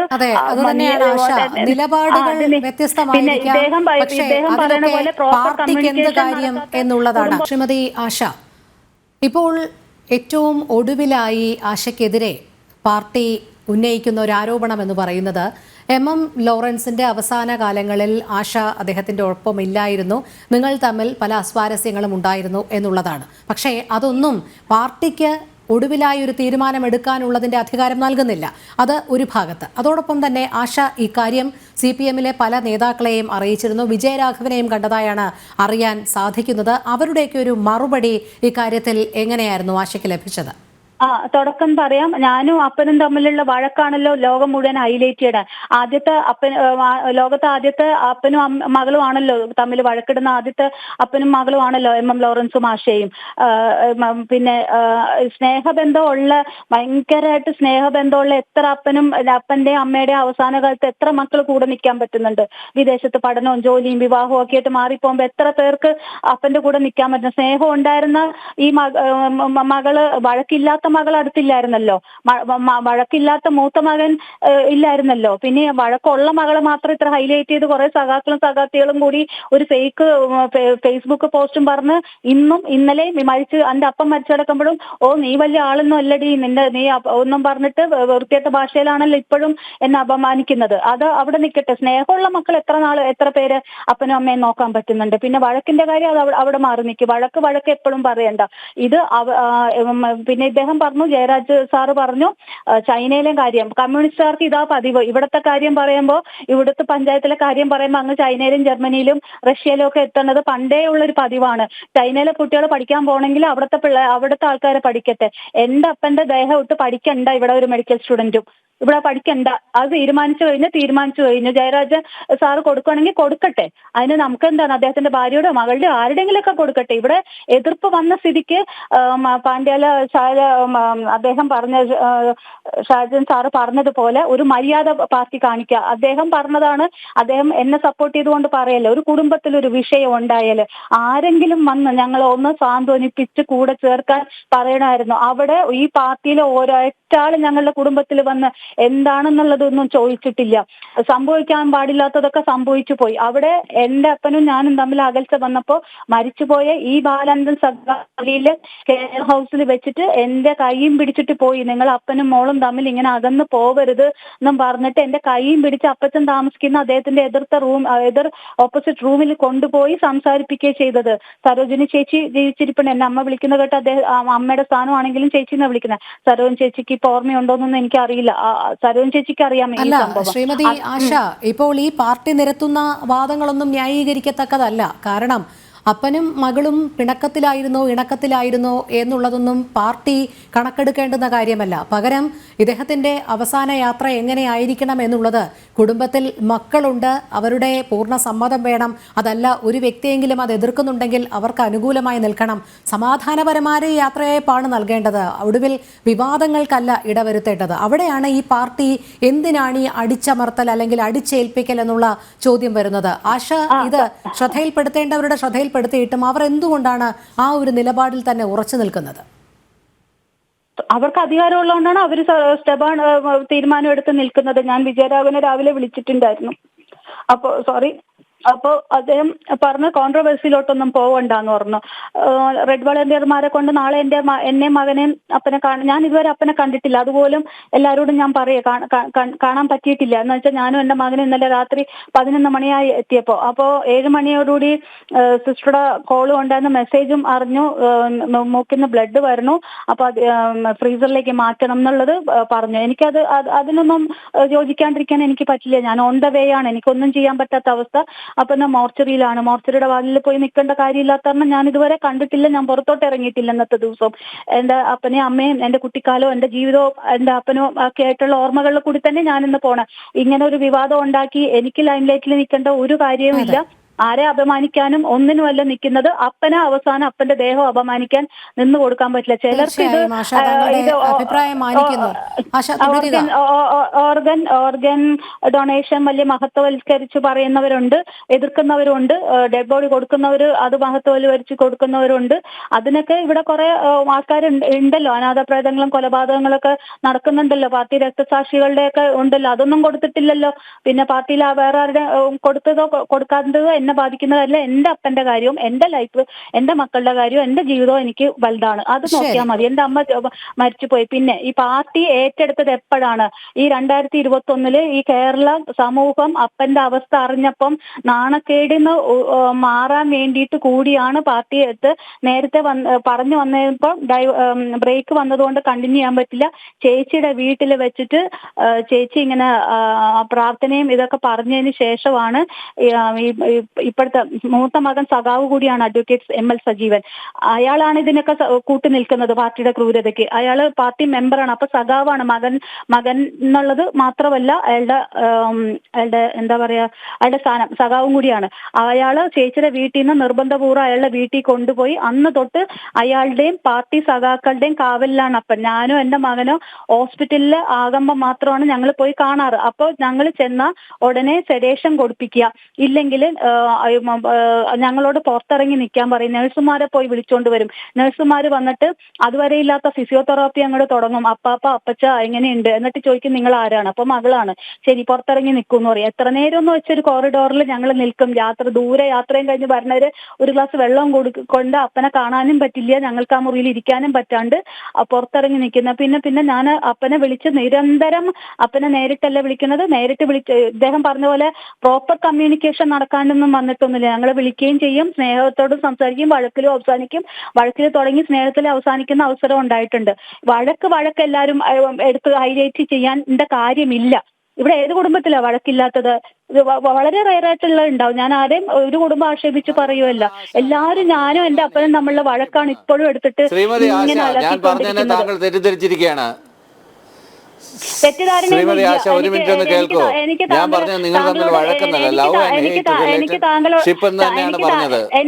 എനിക്ക് താങ്കൾ അറിയാനും പാടില്ല. താങ്കളോട് നേരിട്ട് സംസാരിക്കണമില്ല. ജനൻ TVയിലെ പ്രതിനിധിയോടാണ് ഞാൻ സംസാരിക്കുന്നത്. ഇവിടുത്തെ ജനങ്ങൾ കേട്ടാൽ മതി. എനിക്ക് പാർട്ടിയുടെ ഒരു അടിമയോടും സംസാരിക്കേണ്ട ഒരു കാര്യമില്ല. എനിക്ക് ഒരു ബഹുമാനക്കുറവുമില്ല. ഡോക്ടറാണെന്ന് പറഞ്ഞു, എന്തിന്റെ ഡോക്ടറാണെന്ന് എനിക്കറിയില്ല. എല്ലാ റെസ്പെക്റ്റോടുകൂടി പറയാം, എനിക്ക് താങ്കളുമായിട്ട് ഒരു തർക്കിക്കേണ്ട അവസരമില്ല. എൻ്റെ അപ്പന്റെ ജീവൻ പോയി കിടക്കുവാണ്. ഇതിൽ എന്തെങ്കിലും പരിഹാരം ചെയ്തു തരാൻ പറ്റുമെങ്കിൽ താങ്കൾ അടിമയായിട്ട് നിൽക്കുന്ന പാർട്ടി നേതാക്കന്മാരോട് പറയാം. അതാണ് വേണ്ട. അല്ലാണ്ട് എൻ്റെ അടുത്തൊരു എക്സ്പ്ലനേഷൻ എനിക്ക് ഒരാളുടെയൊന്നും വേണ്ട. ആ പാർട്ടിയായിട്ട് ബന്ധപ്പെട്ട് ഒരാളുടെയും എക്സ്പ്ലനേഷൻ എനിക്ക് ഒരു കാര്യത്തിലും ആവശ്യമില്ല. അത്രയ്ക്ക് ദ്രോഹിച്ച പാർട്ടിയാണ്. ഒരാളുടെ സപ്പോർട്ട് കണ്ടിട്ടെന്നോ അല്ല, ഞാൻ ഒറ്റയ്ക്ക് നിന്നിട്ടാണ് ഞാനിത് പറയണത്. നാളെ എന്റെ അപ്പനെ കാണാൻ പോകുമ്പോ കുറെ റെഡ് വളണ്ടിയേഴ്സ് എന്നെയും എന്റെ മകനെ ആക്രമിക്കുവോ, എന്നെ തോന്തി തള്ളി മാറ്റുവോ ഒക്കെ ഇവിടുത്തെ ജനങ്ങൾ കാണട്ടെ. എന്റെ അപ്പനെ കാണാൻ അനുവദിക്കുവോ, അടുത്തിരിക്കാൻ സമ്മതിക്കുവോ, എല്ലാം നാളെ അറിയാൻ പോവുകയാണ്. എന്ത് വന്നാലും 4 മണിക്ക് മെഡിക്കൽ കോളേജിൽ നിന്ന് വരുമ്പോ ഇത് കൊണ്ടുപോകത്തില്ല. കൊണ്ടുപോകാൻ അവർക്കൊരു അധികാരവും ഇല്ല. അങ്ങനെ ഒരു മകനല്ല തീരുമാനിക്കേണ്ടത്. എന്റെ അപ്പൻ അന്ത്യകൂദാശ സ്വന്തം മകള് കൊടുത്തിട്ടുണ്ട്. സ്വന്തം മൂത്ത മകള് ഈ കടുത്ത ഈശ്വര വിശ്വാസിയാണ്. ഞാൻ ആവർത്തിച്ച് രാവിലെ തൊട്ട് പറയുന്നുണ്ട്. 24 hours അവര് കുളിക്കാൻ വാഷ്റൂമിൽ കയറണ സമയം ഒഴിച്ച് ബാക്കി ഓരോ സമയത്തും അവര് ബൈബിൾ വചനങ്ങളും പറഞ്ഞും വായിച്ചും പ്രാർത്ഥിച്ചും നടക്കുന്ന ഒരാളാണ്. അവര് മെനിയാന്ന് വൈകുന്നേരം അപ്പന്റെ ഹാർട്ട് ബീറ്റ് ഒക്കെ കുറഞ്ഞപ്പോ അകത്ത് കയറി കാണുകയും അപ്പന് പ്രാർത്ഥിച്ച് വെള്ളം കൊടുക്കുകയും ചെയ്തു. അവസാന തുള്ളി വെള്ളം അവർക്ക് കൊടുക്കാനുള്ള ഒരു യോഗം ഉണ്ടായി. പുണ്യജന്മമാണ് ആ മകള് പ്രാർത്ഥിച്ചു കൊടുത്തു. 36 ആയിപ്പോയ ഹാർട്ട് ബീറ്റ് 76 ഉയർന്നു വന്നു. എന്റെ മകൻ അയച്ച വാട്സപ്പ് ചാറ്റ് എന്റെ കയ്യിലുണ്ട്. അപ്പൻ അന്ത്യകൂദാശ മകള് കൊടുത്തു. അന്ത്യകൂദാശ സ്വീകരിച്ച മനുഷ്യനാണ് എന്റെ അപ്പൻ.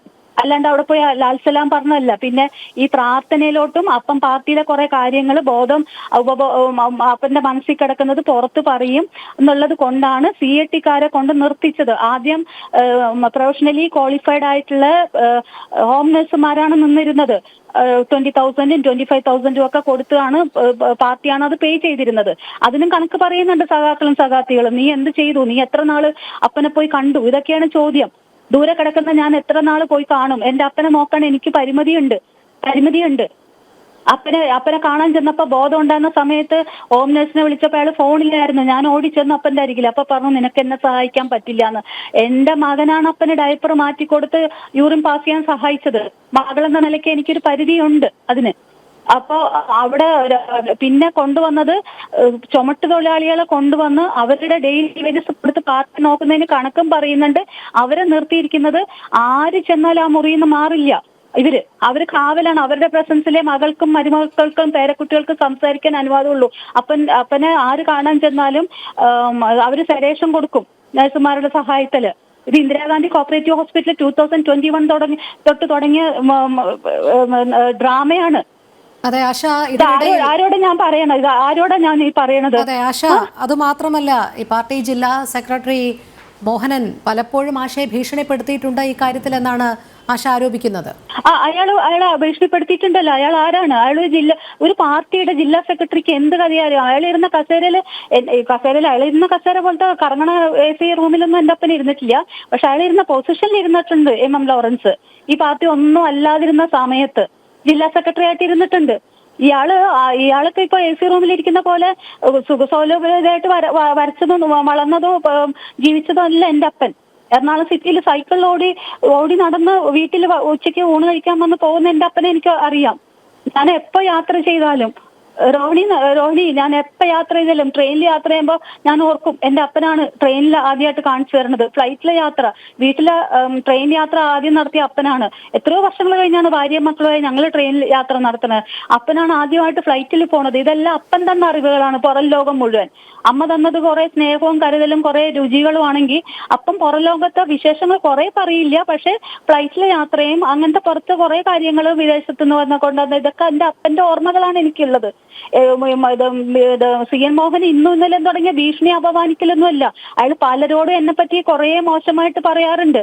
അയാൾക്കുണ്ട് 2 പെൺമക്കള്, അയാൾക്കുണ്ട് 2 പെൺമക്കളെന്ന് അയാൾ മറന്നു പോണു. ഇപ്പൊ അധികാരത്തിന്റെ ശീതളച്ചായയിൽ പണ്ട് തായാട്ട് ശങ്കരൻ സാറ് എഴുതിയിരുന്ന ഒരു അധികാരത്തിന്റെ ശീതളച്ചായയിൽ അയാൾ കടന്ന് ഭ്രമിച്ച് അയാൾ എല്ലാരെയും ഭീഷണിപ്പെടുത്തി. പണ്ട് ഗോപി കോട്ടമറക്കിൽ ഉണ്ടായിരുന്നപ്പോൾ ഇങ്ങനെയായിരുന്നു. എറണാകുളം ജില്ല മൊത്തം പോലീസുകാരെയും എല്ലാം ഭരിക്കലാണ് ജില്ലാ സെക്രട്ടറി എന്ന് പറഞ്ഞ. എന്റെ ഒപ്പം ജില്ലാ സെക്രട്ടറി ആയിരുന്നപ്പോ ഏതെങ്കിലും പോലീസ് സ്റ്റേഷനിലോട്ട് വിളിച്ചിട്ടുണ്ടോന്ന് നിങ്ങൾ ആരെങ്കിലും തിരക്കി നോക്ക്. അപ്പച്ചനാകെ വിളിച്ചിട്ടുള്ളത് എറണാകുളം ജില്ലാ കമ്മീഷണർ ആയിരുന്ന ഒരു കൃഷ്ണ പേര് ഞാൻ മറന്നുപോയി. അദ്ദേഹം ഒരു കോളേജ് ഇംഗ്ലീഷ് ലെക്ചറർ പ്രൊഫസറൊക്കെ ആയിരുന്നു. അദ്ദേഹത്തിനെ വിളിച്ച് എറണാകുളം BTHന്റെ അവിടെ ഒരു ഹമ്പ് കെട്ടണം, എപ്പോഴും അപകടം നടക്കണു, ഒരുപാട് യങ്സ്റ്റേഴ്സിന്റെ ബൈക്ക് ഓടിക്കുന്ന യങ്സ്റ്റേഴ്സിന്റെ ജീവൻ പോണു പറഞ്ഞപ്പോ ആ പോലീസുകാരൻ കമ്മീഷണർ പറഞ്ഞത് നിങ്ങളുടെ മൈതാന പ്രസംഗം ഇവിടെ വേണ്ടെന്നാണ്. അപ്പച്ചൻ ആദ്യമായിട്ട് അവസാനമായിട്ടൊരു പോലീസ് ഓഫീസറെ വിളിച്ചിട്ടുള്ളത് ആ കാര്യത്തിൽ. ഒരു ഒറ്റ റെക്കമെൻഡേഷന്റെ അപ്പനൊരു പോലീസുകാരനെയും വിളിച്ചിട്ടില്ല. ഇയാളൊന്നും CN മോഹനും ഗോപി കോട്ടമറക്കിലൊന്നും അങ്ങനെയല്ല. പാർട്ടിയിലെ സഖാക്കളെ നോക്കലോ പാർട്ടി ജില്ലാ കമ്മിറ്റി ഭരിക്കലോ മാത്രമല്ല, എറണാകുളത്തെ ജില്ലാ പോലീസിനെ ഭരിക്കുക, ബാക്കിയുള്ളവരെ ഭരിക്കുക, അതൊക്കെ അവരുടെ കാര്യം. പാർട്ടിയിലെ സഖാത്തികളെയും ഭാര്യനെയും മക്കളെയും ഭരിക്കണ പോലെ എന്നെ ഭരിക്കാൻ അയാള് ആരാണ്? അയാൾ എന്നെ ഭീഷണിപ്പെടുത്തിയിട്ടുണ്ട്. നാളെ മണി അയാളുടെ തീരുമാനമാണ് നടക്കണം. അയാൾ വിളിച്ചിട്ട് സജീവനോട് പറഞ്ഞിട്ടാണ് സജീവൻ ഈ അടിമത്തത്തിന് കൂട്ടു നിൽക്കുന്നത്. ശരി ആശയിലേക്ക് വരാം. ശ്രീ പാണ്ഡ്യാല ഷാജി, ഇവിടെ ആശാ ലോറൻസ് ആവർത്തിച്ച് ഉന്നയിക്കുന്നുണ്ട് ഇത് അധികാര ഗർവാണ് എന്നുള്ളത്. കാരണം തനിക്ക് സമീപിക്കാൻ സാധിക്കാവുന്ന തരത്തിലൊക്കെ നേതാക്കളോട് കാര്യങ്ങൾ പറഞ്ഞ് മനസ്സിലാക്കാൻ ശ്രമിച്ചു. പക്ഷേ വിവാദമുണ്ടാക്കരുത് ഈ അവസാന നിമിഷങ്ങളിൽ എന്നാണ് വിജയരാഘവന്റെ മറുപടി ഉണ്ടായത്. തികച്ചും അധികാരത്തിന്റെ ഹുങ്കാണിവർ കാണിക്കുന്നത്. അതിന്റെ അടിച്ചമർത്തലും അടിച്ചേൽപ്പിക്കലുമാണ് MM ലോറൻസിന്റെ മൃതദേഹം മെഡിക്കൽ കോളേജിന് വിട്ടു നൽകിക്കൊണ്ടുള്ള CPM തീരുമാനം എന്നാണ് ആശാ ലോറൻസ് ആവർത്തിക്കുന്നത്.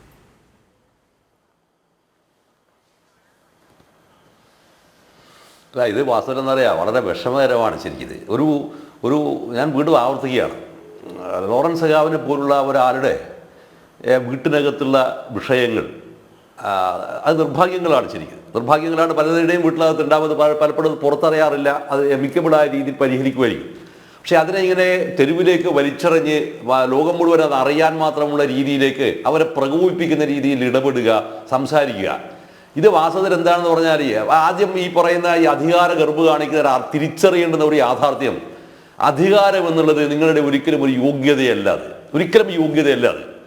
അത് യോഗ്യതയല്ല എന്ന് തിരിച്ചറിഞ്ഞിരിക്കുന്ന ആളുകളാണ് പൊതുസമൂഹത്തിനകത്തെ എല്ലാവർക്കും സ്വീകാര്യമായ ഒരു ആളുകളായിട്ട് അവർ വളർന്നു വന്നിട്ടുള്ളത്. അല്ലാത്തവരുടെ ഇപ്പോൾ ഈ പറയുന്ന ഇദ്ദേഹത്തിൻ്റെ ലോറൻസ് സഖാവിൻ്റെ മകൾ പറയുമ്പോൾ തന്നെ പറയുന്നത്, ഞാൻ നിങ്ങൾ പറയുന്ന സംഭവത്തെ മൈൻഡ് ചെയ്യുന്നില്ല എന്ന് അവർ പറയുമ്പോൾ എന്താണെന്ന് പറഞ്ഞാൽ അവർക്ക് ആ അധികാരം എന്താണെന്ന് അവർ കണ്ടു വളർന്നവരാണ്. അധികാരവും അധികാരത്തിൻ്റെ പരിഹാസ്യതയും അതിൻ്റെ നിരാലംബത്വവും കണ്ട് വളർന്നവരാണ് അവർ. അത് കണ്ടു വളർന്നിരിക്കുന്ന ഒരാളെ നിങ്ങൾ വീണ്ടും ഒരു എന്താ പറയുക, ഒരു ഞൊണ്ണൻ സഖാവ്, പച്ചമലയാളത്തിൽ പറഞ്ഞാൽ അങ്ങനെ ഞൊണ്ണൻ സഖാവ്, ഒരു ഞൊണ്ണൻ സഖാവ് അതിൻ്റെ അധികാരത്തിൻ്റെ അസംബന്ധമായ ഗർവ് ഉപയോഗിച്ചുകൊണ്ട് അവരെ അത് തടയുക എന്ന് പറഞ്ഞാൽ നിങ്ങളൊന്ന് ആലോചിക്കും. ഞാനിത് പറയുമ്പോൾ എനിക്ക് വാസ്തവത്തിൽ മറ്റു രീതിയിൽ അത് കടന്നു പോകാതിരിക്കാൻ ഞാൻ എന്നെ തന്നെ നിയന്ത്രിക്കുകയാണ് ശരിക്കും. സഖാവ് TB തോമസും സഖാവ് ഗൗരി അമ്മയും തമ്മിലുണ്ടായിരിക്കുന്ന വിഷയമുണ്ടല്ലോ. ആ വിഷയം വന്നപ്പോൾ സഖാവ് TB തോമസ് ആശുപത്രി കിടക്കയിൽ കിടന്ന സമയത്ത് പോലും പാർട്ടി അതിന് ഏൽപ്പിച്ചിരിക്കുന്ന വിലക്കുകൾ ഉണ്ടായിരുന്നു എന്ന് ചരിത്രത്തെ ഞാൻ വായിച്ചിട്ടുണ്ട്. ഒരു പാർട്ടി സംഘടനാ സംവിധാനം എന്ന് പറഞ്ഞാൽ ആളുകളുടെ വൈകാരികമായ തലത്തെ പ്രണയത്തെ മുറിക്കുക. നിങ്ങളൊന്ന് ആലോചിച്ച് നോക്കണമെന്നേ. ഒരു പാർട്ടിക്ക് ഇഷ്ടമല്ലാത്ത ഒരാളായി ഒരാൾ മാറ്റപ്പെട്ടു എന്ന് പറഞ്ഞാൽ അതിനർത്ഥം എന്താണെന്ന് പറയുക, അയാളുടെ സർവ്വതും അയാൾ മുറിക്കുന്നു എന്നാണ്. അങ്ങനെ മുറിക്കുന്നവർ ഞാൻ പലപ്പോഴും പലയാവർത്തി പറഞ്ഞിട്ടുള്ളതാണ്. പിന്നെ 1986 CMB ഉണ്ടായ സമയത്ത് എൻ്റെ വളരെ പ്രിയപ്പെട്ടിരിക്കുന്ന സുഹൃത്തും എന്നേക്കാൾ ഉയർന്ന പ്രായം ഉണ്ടായിരിക്കുന്ന ഒരു സഖാവ് മറ്റൊരു അതേ കമ്മിറ്റി ഉണ്ടായിരിക്കുന്ന ഒരു വനിതാ സഖാവുമായി വലിയ പ്രണയം ഉണ്ടായിരുന്നു. പക്ഷേ കണ്ണൂർ ജില്ലാ പാർട്ടി CPMന്റെ ജില്ലാ സെക്രട്ടറി ഇറക്കിയിരിക്കുന്ന സർക്കുലറിനകത്ത് പറഞ്ഞ ഒരു പ്രധാനപ്പെട്ട നിബന്ധന എന്താണെന്ന് അറിയുന്നത്, ആ വനിതാ സഖാവിനെ ഇയാൾക്ക് വിവാഹം കഴിച്ചു കൊടുക്കാൻ പാടില്ല എന്ന് ബ്രാഞ്ച് സെക്രട്ടറി ആയിരിക്കുന്ന അമ്മയ്ക്ക് അവർ സർക്കുലർ അയച്ചു എന്നുള്ളതാണ്. അച്ഛൻ ലോക്കൽ കമ്മിറ്റി സെക്രട്ടറിയാണ്. നിങ്ങളൊന്ന് ആലോചിച്ച് നോക്കണേ. അപ്പൊ ഇത് ശരിക്കും എന്താന്ന് പറഞ്ഞാൽ ഈ പാർട്ടിയുടെ അതായത് അധികാരം എന്ന സംഭവത്തിന്റെ അസംബന്ധങ്ങളാണ് ഈ സംഭവങ്ങൾ. ഇത്തരം അസംബന്ധങ്ങൾ ലോകം മുഴുവൻ എത്രമാത്രം കരച്ചലുകൾ ലോകത്തിലുണ്ടായിട്ടുണ്ട്. അത്തരം കരച്ചലുകൾ ലോകത്തുണ്ടാകുമ്പോൾ മനുഷ്യൻ അതിൻ്റെ മേലെ ഒരുപാട് നമ്മൾ പരിഷ്കരിക്കപ്പെടുകയാണ്. ഈ പരിഷ്കരിക്കപ്പെടാത്ത ഒരവസ്ഥയിൽ നിന്നാണ് ഞാനിത് രാഷ്ട്രീയം പറയുന്നതാണ് ധരിക്കരുത്. അതിനകത്താണ് നമ്മൾ ഒരു നവകേരളം എന്ന് പറയുന്ന ഒരു പണ്ടാരം ഉണ്ടാക്കാൻ പോയല്ലോ. ഈ നവകേരളം എന്ന സംഭവത്തിനകത്ത് എന്താണ് ഈ പറയുന്ന ലോറൻസ് സഖാവിന്റെ മകളുടെ സങ്കടം അതിനകത്ത് ഈ നവകേരളത്തിൽ പെടില്ലേ? ഇനി ഇതുപോലുള്ള എത്ര വിഷയങ്ങൾ ഈ കേരളത്തിൽ രൂപം കൊള്ളാനിരിക്കുന്നുവെന്ന് ഇതിനെക്കുറിച്ച് ഈ പാർട്ടിക്ക് വല്ല ഉൾക്കാഴ്ചയും ഉണ്ടോ ഇതിനകത്ത്? അപ്പോഴും വിജയരാഘവൻ പറഞ്ഞ സംഭവം എന്താണ്, അത് വലിയ വിവാദം ഉണ്ടാക്കരുത് എന്നാണ്. വിവാദം ഉണ്ടാക്കരുത് എന്ന് പറഞ്ഞതിൻ്റെ ഒറ്റ അർത്ഥം മാത്രമേ ഉള്ളതായിട്ടാണ് ഞാൻ മനസ്സിലാക്കുന്നത്. ലോറൻസ് സഖാവിന്റെ മകളോട് ഇത് വിവാദം ഉണ്ടാക്കാതെ അടങ്ങി ഇരുന്നു കൊള്ളണമെന്ന് പറയാവുന്ന ഒരു ശാസനയുടേതായിരിക്കുന്ന സ്വഭാവ രൂപവും കൂടി ഇതിനകത്തുണ്ട്. പക്ഷെ അവർ സറണ്ടർ ചെയ്യാൻ തീരുമാനിച്ചിട്ടില്ല എന്നാണ് അവരുടെ സംഭാഷണത്തിന് മനസ്സിലാകുന്നത്. പക്ഷേ തൻ്റെ ഇതിനേക്കാൾ പ്രധാനം ലോറൻസ് സഖാവിന്റെ ഭാര്യ, അതല്ലെങ്കിൽ ഇവരുടെ അമ്മ മരിച്ചുപോയില്ലായിരുന്നുവെങ്കിൽ ഈ പറയുന്ന മകൾക്ക് ആര് പിന്തുണ പ്രഖ്യാപിക്കും? ലോറൻസ് സഖാവിന്റെ ഭാര്യ പിന്തുണ പ്രഖ്യാപിക്കൂലേ? ഇവരുടെ ഏത് പാർട്ടി അധികാരമാണ് ഇതിന്റെ ചെങ്കോലാണ് അതിന് വിരൽ ചൂണ്ടാനുണ്ടാവുക? അന്നേരം ആരാണ് ഉണ്ടാവുക? പിന്നെ സഹോദരൻ പാർട്ടിയുടെ ഒരു സ്ലേവ് ആണെന്ന് ഇവർ പറയുന്നു. അവർക്ക് അതാണ് ഞാൻ പറയുന്നത്. ഈ പാർട്ടി എന്ന് പറയുന്ന ഒരു സംഘടനാ സംവിധാനം ഇത്ര അസംബന്ധമായി മാറുമ്പോൾ യഥാർത്ഥത്തിൽ നഷ്ടപ്പെടുന്നതെന്നറിയാം. മനുഷ്യർ തമ്മിൽ ഉണ്ടായിരിക്കുന്ന പാരസ്പര്യമാണ് അകന്നു പോകുന്നത്. മനുഷ്യർ തമ്മിൽ ഉണ്ടാക്കുന്ന പാരസ്പര്യത്തെ അകറ്റുകയും മനുഷ്യർ തമ്മിൽ ഉണ്ടാക്കുന്ന സ്നേഹത്തെ, കാരുണ്യത്തെ, അതിനെയൊക്കെ ബഹുമാനിക്കാത്തൊരവസ്ഥയിൽ വളർന്നു വരുമ്പോൾ നമ്മൾ വാസ്തവത്തിൽ എന്താണ് നിങ്ങൾ വളരുന്നത്? അധികാരം വളരേണ്ടത് അധികാരമല്ല വളരേണ്ടത്, മറിച്ച് വളരേണ്ടത് കരുണയും സ്നേഹവും. ഇതാണ് നമ്മൾ വളരേണ്ടത്. അത് വളർത്താനുണ്ടായിരിക്കുന്ന അത് വളർത്താനുണ്ടായിരിക്കുന്ന അവസ്ഥക്ക് പകരം നിങ്ങൾ എന്ത് അധികാരമാണ് വാസ്തവത്തിൽ അവിടെ അല്ല.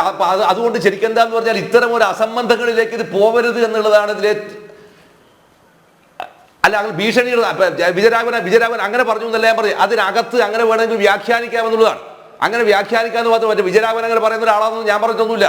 ഞാൻ പറഞ്ഞത് എന്താണെന്ന് പറഞ്ഞാൽ വിജയരാഘവൻ പറഞ്ഞത് ഇത് വിവാദമാക്കരുത് എന്ന് പറയുമ്പോൾ അതിനകത്ത് എന്തുണ്ടെന്ന് പറയുന്നത് ശാസനയുടേതായിരിക്കുന്ന സ്വഭാവം ഉണ്ടെന്ന് ഞാൻ പറഞ്ഞുള്ളൂ. പക്ഷെ അങ്ങനെ അതുപോലും പറയേണ്ടതില്ല. അത് നമുക്ക് ആലോചിക്കാം, അന്വേഷിക്കാമെന്ന് മാത്രമേ പറയേണ്ടതുള്ളൂ. അത് പറയാൻ മാത്രം ഉണ്ടായിരിക്കുന്ന പക്വതയും പാകതയും നിങ്ങൾക്ക് പറ്റാതെ പോവുകയും അവിടെ ഈ അധികാരത്തിൻ്റെതായിരിക്കുന്ന ഭാഷയുടെ ലാഞ്ചന കടന്നു വരുന്നു പറഞ്ഞാൽ അർത്ഥം അത് എന്ത് മാത്രമാണ്? അധികാരമാണ് നിങ്ങളെ നയിക്കുന്നത് എന്ന് മാത്രമാണ്. ഈ ഞാൻ നിങ്ങളെ കുറ്റപ്പെടുത്താനോ അല്ലെങ്കിൽ അദ്ദേഹം കുറ്റപ്പെടുത്താനോ പറഞ്ഞതേ അല്ലല്ലേ, അതിനങ്ങനെ ദുർവ്യാഖ്യാനം ചെയ്യില്ല. അപ്പൊ അങ്ങനെ വരാവുന്ന ഒരു ഭാഷയുടെ രീതിയിലേക്ക് നിങ്ങൾ മാറുന്നു എന്ന് പറയുമ്പോൾ നിങ്ങളുടെ മുമ്പിൽ വാസ്തവത്തിൽ നിങ്ങളുടെ സങ്കടത്തോട് കമ്മ്യൂണിക്കേറ്റ് ചെയ്യാൻ അദ്ദേഹത്തിന് പറ്റാത്തൊരവസ്ഥയിൽ പാർട്ടി അദ്ദേഹത്തെ നിയന്ത്രിക്കുന്നു എന്നുള്ളതാണ്. ആ നിയന്ത്രിക്കുന്ന അധികാരത്തിന്റെ സ്വഭാവമാണ് ഇവിടെ വരുന്നത്. നിങ്ങളുടെ അടുത്തേക്ക് പറയുമ്പോൾ ഉണ്ടാകുന്ന അവസ്ഥയിലേക്ക് വരുന്നത്. ഇപ്പോ ഡോക്ടർ ജയരാജ് അദ്ദേഹം പറയുമ്പോഴും എന്താ പറഞ്ഞാല് അദ്ദേഹം പറയുമ്പോഴും ഇത് തന്നെയാണ്. കാരണം പാർട്ടി അത് അവരവരുടെ രീതി എന്നല്ല, ആ രീതിയേക്കാളല്ല അപ്പുറത്ത് ഒരാളുടെ സങ്കടമുണ്ട്. ആ സങ്കടം പ്രൈമാഫേഴ്സി അതാണ്.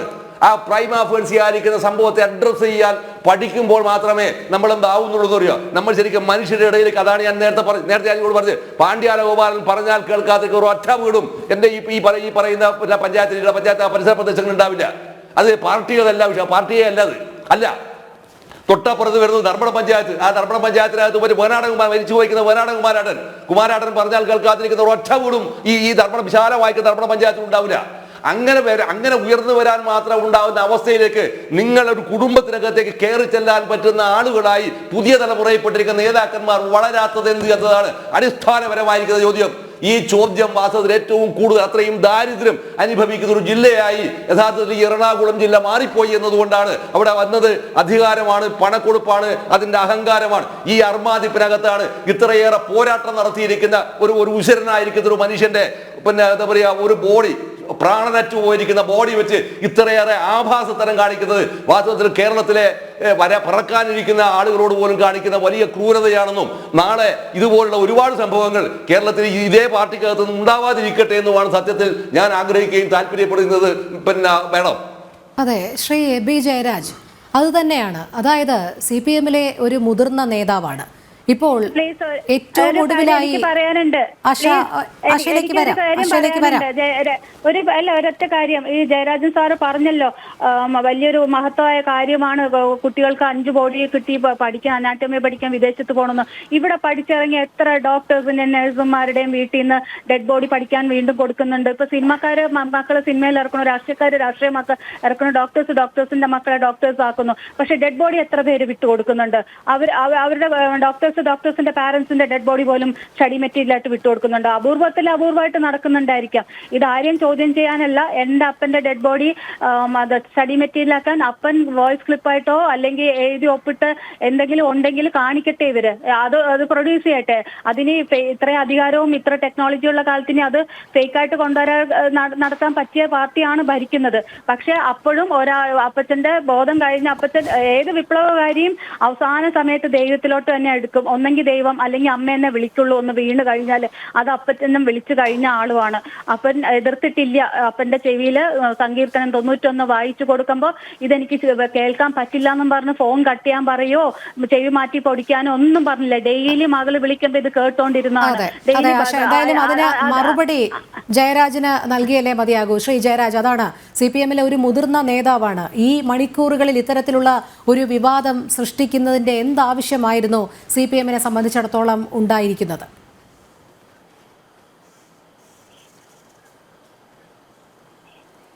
ഇതിനകത്ത് CPM-ന് അങ്ങനെ വാശിയൊന്നുമില്ല. ഇപ്പം ഇത് മെഡിക്കൽ കോളേജിൽ വിട്ടുകൊടുക്കണമെന്നോ അല്ലെ പള്ളി സമിതിയിൽ അടക്കണമെന്നോ ആരും അങ്ങ് ഒരു അവകാശം പെടുന്നില്ല.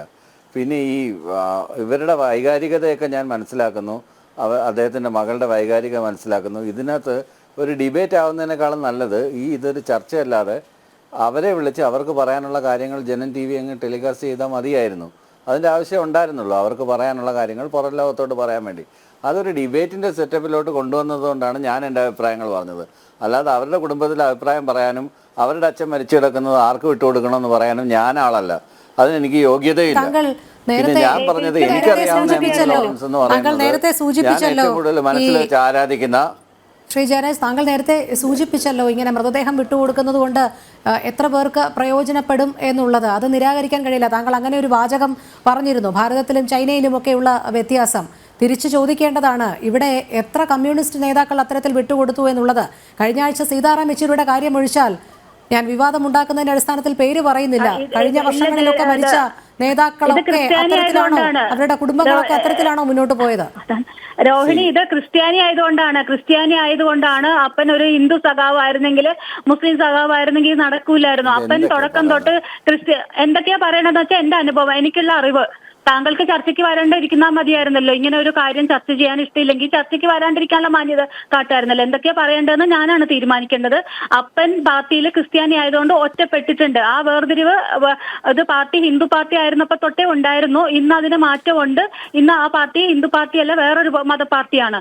അതെല്ലാവർക്കും അറിയാവുന്ന കാര്യം തന്നെ ഞാൻ പറയണത്. പിന്നെ മരിച്ചു കിടക്കുന്ന എന്റെ അപ്പനാണ്, താങ്കളുടെ അപ്പനല്ല. എന്തൊക്കെയാ പറയേണ്ടത്, എന്ത് പറയാണ്ടിരിക്കണമെന്ന് എനിക്ക് സ്വാതന്ത്ര്യമുണ്ട്. അതും കൂടി ചോദ്യം ചെയ്യേണ്ട സഖാക്കൾ ആരും വന്നിട്ട് ഇതിനെപ്പറ്റി ജയരാജൻ സാറ് ഇനി സംസാരിക്കണ്ട. എന്റെ അപ്പനാണത്, താങ്കളുടെ അപ്പനല്ല. ശ്രീ ജയരാജ്, അവരുടെ ദുഃഖം മനസ്സിലാക്കിക്കൊണ്ട് പാർട്ടിക്ക് ഒരു താങ്കളാണ് എന്റെ കാര്യം ഡിക്റ്റേറ്റ് ചെയ്യണം. ഞാൻ പറയാം, എന്നെ വിളിച്ചത് ജനം TV ആണ്. എനിക്ക് പറയാനുള്ള അഭിപ്രായങ്ങൾ ഞാൻ പറയും. താങ്കൾക്ക് താങ്കളുടെ അച്ഛനാണെന്നുള്ള പറയാമെങ്കിൽ എൻ്റെ സഖാവാണ് MM ലോറൻസ്. MM ലോറൻസിനെ കുറിച്ചാണ് പറയുന്നത്. അതുകൊണ്ട് എനിക്ക് അഭിപ്രായം പറയാനുള്ള യോഗ്യതയുണ്ട്. അതുകൊണ്ടാണ് ഞാൻ പറഞ്ഞത്. MM ലോറൻസുമായിട്ട് ഞാൻ നേരിട്ട് കണ്ടിട്ടുണ്ട്, സംസാരിച്ചിട്ടുണ്ട്, അനേക പരിപാടികളിൽ പങ്കെടുത്തിട്ടുണ്ട്. വളരെ നല്ല വ്യക്തിബന്ധമുണ്ട്. അതിനകത്തൊന്നും കയറി നിങ്ങൾ ഡിക്റ്റേറ്റ് ചെയ്യണ്ട. നിങ്ങൾ പറഞ്ഞ കാര്യത്തിൽ ഞാൻ വല്ല ഇടപെട്ടോ? മര്യാദയ്ക്ക് തന്നെയാണ് ഞാൻ സംസാരിച്ചത്. നിങ്ങളുടെ വൈകാരികതയൊക്കെ ഞാൻ മനസ്സിലാക്കുന്നു, അതേ അർത്ഥത്തിൽ ഉൾക്കൊള്ളുകയും ചെയ്യുന്നു. താങ്കളുടെ വൈകാരികത ഞാൻ മനസ്സിലാക്കുന്നു. രോഹിണി ഇടപെടുക, അല്ലെങ്കിൽ എന്നെ ഒഴിവാക്കി വിടൂ. അതാണ് പറഞ്ഞത്. എന്തൊക്കെയായി പറയുന്നത്? ഒരു നിമിഷം. എന്റെ അപ്പൻ ചൈനക്കാരനല്ല. ശ്രീമതി ആശ, താങ്കളിലേക്ക് വരാം. ശ്രീ ജയരാജ്, പാർട്ടിയല്ലേ പക്വത കാണിക്കേണ്ടിയിരുന്നത്? അങ്ങേരെ ഒഴിവായി പോകുമെന്ന് പറഞ്ഞല്ലോ. പിന്നെ രോഹിണി എന്തിനാണ് ഞാൻ ഒഴിവായി പോകാം? എന്റെ അപ്പം മരിച്ചെടുക്കുമ്പം ഞാനിത് വന്ന് പറഞ്ഞിട്ട് അങ്ങേരുടെ വായിലിരിക്കണ കേൾക്കേണ്ട കാര്യം എന്താണ്? അങ്ങേരെ ഒഴിവായി പോകുമെന്ന് അങ്ങേരെ ഒഴിവാക്കുക. എന്തൊക്കെയാ പറയണെന്ന് ചോദിക്കേണ്ട കാര്യം എന്ത്? എന്തൊക്കെയാ പറയണെന്ന് എനിക്കറിയാം. ശ്രീമതി ആശ, നമുക്കറിയാമല്ലോ പാർട്ടി നിലപാടുകൾ എന്താണ് എന്നുള്ളത് ജയരാജന്റെ വാക്കുകളിൽ നിന്ന് നമുക്ക് വ്യക്തമാണ്. അദ്ദേഹം ഉത്തരവാദിത്തപ്പെട്ട ഇല്ല. ജയരാജൻ ഒരു ഇടതുപക്ഷ നിരീക്ഷകൻ മാത്രമാണ്, അല്ലാണ്ട് കേന്ദ്ര കമ്മിറ്റി മെമ്പറോ PB മെമ്പറോ സെക്രട്ടേറിയറ്റ് മെമ്പറോ അല്ല. അങ്ങനെയുള്ള ഉത്തരവാദിത്തപ്പെട്ടവരാരെങ്കിലും വന്നതിന് മറുപടി പറയട്ടെ. അല്ലാണ്ട് റെജി ലൂക്കോസിനെ പോലെ ജയരാജനെ പോലെയുള്ളവരെന്നല്ല ഇതിന് വന്നിട്ട് എന്നെ ചോദ്യം ചെയ്യാൻ അപമാനിക്കാന്ന്. ചൈനക്കാരനല്ല എന്റെ അപ്പൻ. ചൈനക്കാരനല്ല. എന്റെ അപ്പനെ ഡെഡ് ബോഡി വിട്ടുകൊടുക്കാൻ പോകുന്നില്ല. പച്ചയ്ക്കും പൂച്ചയ്ക്കും അവസാനം തിന്ന് വലിച്ച് കാക്കയ്ക്കും ഇട്ട് മെഡിക്കൽ കോളേജിന്റെ ബാക്ക്ഗ്രൗണ്ടിൽ കിടക്കാനുള്ളതല്ല MM ലോറൻസിന്റെ ദേഹം. ശരി, ശ്രീ പാണ്ഡ്യാല ഷാജി, ഇവിടെ അവരുടെ ഒറ്റയ്ക്ക് ഇന്റർവ്യൂ കൊടുക്കുന്നതായിരിക്കും നല്ലത്. എന്നെ നിങ്ങളും ഒറ്റയ്ക്ക് ഇന്റർവ്യൂ പറഞ്ഞാൽ മതി. ഞാൻ ഇന്റർവ്യൂ ഒറ്റയ്ക്ക് കൊടുത്തിട്ടുണ്ട്. ശ്രീ ജയരാജ, താങ്കൾ മനസ്സിലാക്കണം, മകളാണ്. അവർക്ക് അവരുടേതായ വൈകാരികമായ അഭിപ്രായ പ്രകടനങ്ങൾ ഉണ്ടാകും. അതിൻ്റെ അടിസ്ഥാനത്തിലാണ് അവർ സംസാരിച്ചത്. കാരണം ഇവിടെ ഒരു പാർട്ടി മുഴുവൻ അവരുടെ അഭിപ്രായങ്ങൾക്ക് എതിര് നിൽക്കുന്നു. അവരുടെ അച്ഛനെ ഏത് രീതിയിൽ സംസ്കരിക്കണമെന്നുള്ളത് പാർട്ടി തീരുമാനിക്കുന്നു. ഒരുതരം ഏകാധിപത്യ സ്വഭാവം വച്ചു പുലർത്തുമ്പോൾ തീർച്ചയായും അവർ പ്രതികരിക്കും. അതിൽ നമ്മൾ കുറ്റം കാണേണ്ടതില്ല. താങ്കളുടെ നമുക്കിനി വളരെ കുറച്ച് സമയം മാത്രമേ ഉള്ളൂ. ശ്രീ B ജയരാജ്, ഇവിടെ നേരത്തെ ചോദിച്ച ചോദ്യം ഞാൻ ആവർത്തിക്കുകയാണ്. ഇവിടെ പാർട്ടി അല്ലായിരുന്നോ പക്വത കാണിക്കേണ്ടത്? ഒരു മുതിർന്ന നേതാവിന്റെ അവസാന കർമ്മങ്ങൾ ഇത്തരത്തിൽ വിവാദമാക്കേണ്ടതുണ്ടായിരുന്നു? പക്വതയില്ലാത്ത ഒരാളോടാണ് രോഹിണി ഇതേ ചോദ്യം ചോദിക്കുന്നത്. ഒരു പക്വതയില്ലാത്തൊരു നിരീക്ഷകനോടാണ് വീണ്ടും രോഹിണി ഇത് ചോദിക്കുന്നത്. ശ്രീമതി ആശ, അവരുടെ മിണ്ടായിരിക്കാൻ പറയാം, ഞാൻ മറുപടി പറയാം. ശ്രീമതി ആശ, ഇല്ല,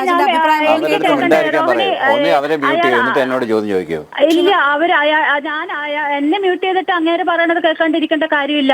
അങ്ങേര് പാർട്ടിയുടെ ഒരു മെമ്പറൊന്നും അല്ലല്ലോ, ഇടതുപക്ഷം നിരീക്ഷിക്കുന്നല്ലേ, CPM മെമ്പറൊന്നും അല്ലല്ലോ. ശരി, ശ്രീമതി ആശ, അങ്ങേര് എന്താ ഇങ്ങനെ പറയണേ? ഞാൻ മിണ്ടാണ്ടിരിക്കാൻ പറയാനായിട്ട് എന്റെ അപ്പന്റെ കാര്യം ചർച്ച ചെയ്യാൻ ഞാൻ വരുമ്പോ അങ്ങേര് ചൈനയിലെ കാര്യവും റഷ്യയിലെ കാര്യവുമാണ് പറയുന്നത്. നിങ്ങൾ മിണ്ടാണ്ടിരിക്കും അവിടെ. ഇത്ര നേരം റെസ്പെക്ടോട് സംസാരിച്ചു. എന്നെ അപമാനിച്ചാൽ ഞാൻ സമ്മതിച്ചു തരത്തില്ല.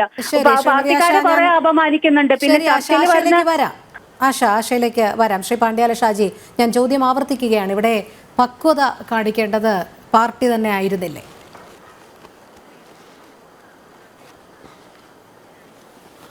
സത്യത്തിൽ എന്താ പറഞ്ഞാൽ ഇതിനകത്ത് ഒറ്റ വാക്കിൽ ഇത് പിന്നെ എൻ്റെ പോർഷൻ ഞാൻ പറയാം. ഇവരുടെ ഒരു പിന്നെ ലൈഫ് ഉണ്ടല്ലോ, അതായത് ഇവരുടെ പിന്നെ പരിഭവങ്ങൾ, പല സങ്കടങ്ങൾ, ആ സങ്കടങ്ങളൊന്നും ഒരിക്കലും ഇങ്ങനെ ഒരു വടംവലിക്ക് വിട്ടുകൊടുക്കേണ്ട ഒരു അവസ്ഥ ഉണ്ടാക്കരുതായിരുന്നു. ഒരിക്കലും വിട്ടുകൊടുക്കാൻ ആവശ്യം ഉണ്ടായിരുന്നില്ല. അത് ആ സങ്കടം അത് അവരുടെ ജെനുവിനായ സങ്കടമാണ്. നമ്മൾ ഈ പാർട്ടി എന്ന് പറയുന്ന ഒരു അധികാര കേന്ദ്രം, അത് സത്യത്തിൽ എന്താ പറയുക, നമ്മൾ പാർട്ടീൻ്റെ അകത്ത് കയറിപ്പോയി കഴിഞ്ഞാൽ എന്താ ഞങ്ങൾക്കത് ഒരിക്കലും മനസ്സിലാവുന്നില്ല എന്നുള്ളതാണ്.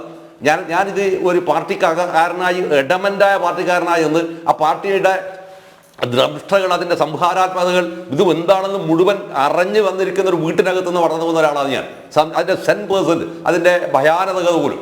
പക്ഷേ അതിനകത്ത് നിന്നപ്പോൾ പോലും അത്യാവശ്യം വായിക്കാനും അത്യാവശ്യം പഠിക്കാനും ഉണ്ടായിരിക്കുന്ന സാധ്യതകൾ ഉണ്ടായിരുന്നത് കൊണ്ട് മാത്രമാണ് അതൊരു പക്ഷേ ഞാൻ അതിൻ്റെ അത് പുറത്തു വരികയോ അല്ലെങ്കിൽ മറ്റൊരു രീതിയിൽ ഇതിനെ സമീപിക്കണമെന്ന് പറയാവുന്ന ഒരു ജനാധിപത്യ ബോധത്തിൽ ഉണ്ടാകുന്നത്.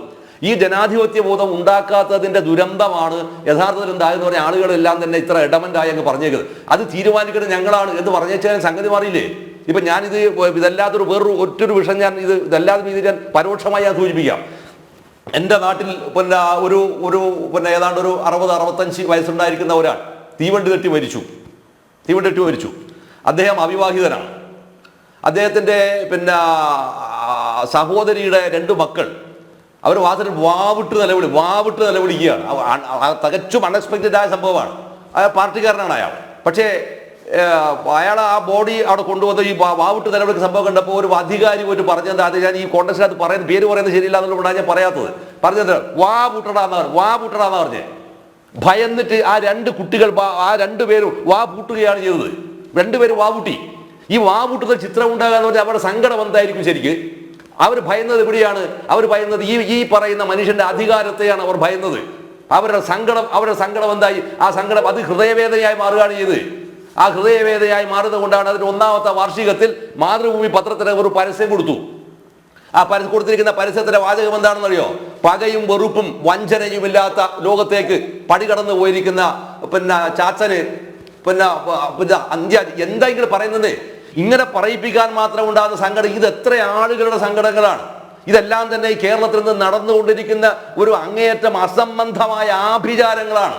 ഇത്തരം ആഭിചാരങ്ങൾ തുടരണമെന്നല്ല പറയേണ്ടത്, മറിച്ച് ഇത്തരം ആഭിചാരങ്ങൾക്ക് അന്ത്യം കുറിക്കണമെന്നാണ്. കാരണം മനുഷ്യന്റെ കണ്ണീരിനോളം വരെ മറ്റൊന്നുമില്ലടോ, അതിനേക്കാൾ വലിയ സംഭവമില്ല. ഇവിടെയാണ് ഞാൻ പലതവണ പറയുന്നതാണ്. അക്കിത്ത അച്ചുവൻ നമ്പൂതിരിപ്പാടിന്റെ ഒരു വരിയുണ്ടതിനകത്ത്, മറ്റുള്ളവർക്കായി ഒരു കണ്ണീർ കണം പൊഴിക്കവേ ഉദിക്കയാണെന്ന ആത്മാവിൽ 1000 സൗരമണ്ഡലങ്ങൾ. ഇത് പറയുമ്പോഴാണ് വാസ്തവം എന്താകുന്നറിയോ? അതായത് നിങ്ങൾ അടിസ്ഥാനപരമായ ഒരു മനുഷ്യനാവുന്നത്, അല്ലെങ്കിൽ നിങ്ങൾ പാർട്ടിയുടെ പൽചക്രങ്ങൾക്കകത്തെ യന്ത്രങ്ങൾ മാത്രമായി മാറുകയാണ് ചെയ്തത്. നിങ്ങൾക്ക് എവിടെയുണ്ട് വൈകാരികത? എവിടെയുണ്ട് സങ്കടങ്ങൾ? ഇവിടെയുണ്ട് വേദനകൾ? ഇവിടെയുണ്ട് വിഹ്വലതകൾ? മറിച്ച് പാർട്ടി എന്ന് പറയുന്ന അധികാരത്തിന്റെ ഇത് മാത്രം വിജയിക്കണം, അതിന്റെ അർമാദിപ്പിൽ എന്താവണം, ഈ ലോകം മുഴുവൻ തന്നെ വിരാജിച്ചിട്ട് അങ്ങനെ പാറാനുള്ളതല്ല ചുവന്ന കൊടി, അങ്ങനെ പാറാനുള്ളതാണ് ചുവന്ന കൊടി എന്നുള്ള അഥവാ ബോധത്തിൽ നിന്ന് പിന്നെ പിൻവാങ്ങിയിട്ട് ആ സങ്കടത്തോട് കമ്മ്യൂണിക്കേറ്റ് ചെയ്യാൻ അവർ പറയുന്നതിനകത്തുള്ള ജനാധിപത്യപരമായ അവസ്ഥയെ അംഗീകരിക്കാനുള്ള സന്മനസ്സുണ്ടാവുക, അല്ലെങ്കിൽ മാന്യത കാണിക്കുക എന്നുള്ളതാണ് അതിനകത്ത്. അത് ഞാൻ പാർട്ടി എന്ന് പറയുന്ന തീരുമാനത്തെ വെല്ലുവിളിച്ചു എന്ന് പറഞ്ഞ് നാളെ ദുർവ്യാഖ്യാനം ചെയ്യേണ്ട കാര്യമല്ല. അത് മറിച്ച് അവർ പറയുന്നതിനകത്ത് ഒരു ശരിയുണ്ട് എന്നും ആ ശരിയുടെ പക്ഷമായിരിക്കും ഈ കേരളത്തിലെ മഹാഭൂരിപക്ഷം വരുന്ന ആളുകളുമെന്ന് വിചാരിക്കുകയും കരുതുകയും ചെയ്യുന്ന ഒരാളാണ് ഞാൻ. അതുകൊണ്ട് തന്നെ അവരുടെ സങ്കടങ്ങൾ, അവരുടെ പരാതികൾ, അവരുടെ പരിഭവങ്ങൾ അത് ജനുവിനാണ്.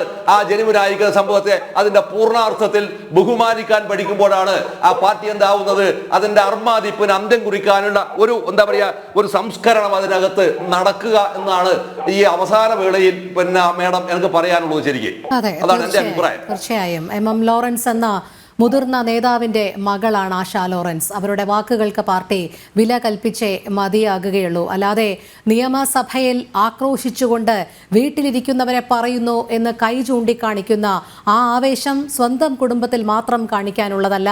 മറ്റ് പല മുതിർന്ന നേതാക്കൾക്കും കുടുംബമുണ്ട്, അവർക്ക് വൈകാരികതയുണ്ട്. അതൊക്കെ മാനിക്കണം. അവിടെയൊന്നും അധികാരത്തിന്റെ ഗർവോ ധാർഷ്ട്യമോ കാണിച്ച് മുന്നോട്ട് പോകാൻ പാർട്ടിക്ക് എത്ര നാൾ ആകും? തിരിച്ചും ചൂണ്ടുവിരലുകൾ വരും എന്നുള്ളത് ഓർത്താൽ നന്ന്. ജനം ഡിബേറ്റ് പൂർണ്ണമാകുന്നു. പങ്കെടുത്ത എല്ലാ അതിഥികൾക്കും നന്ദി. ഒപ്പം പ്രേക്ഷകർക്കും നമസ്തേ.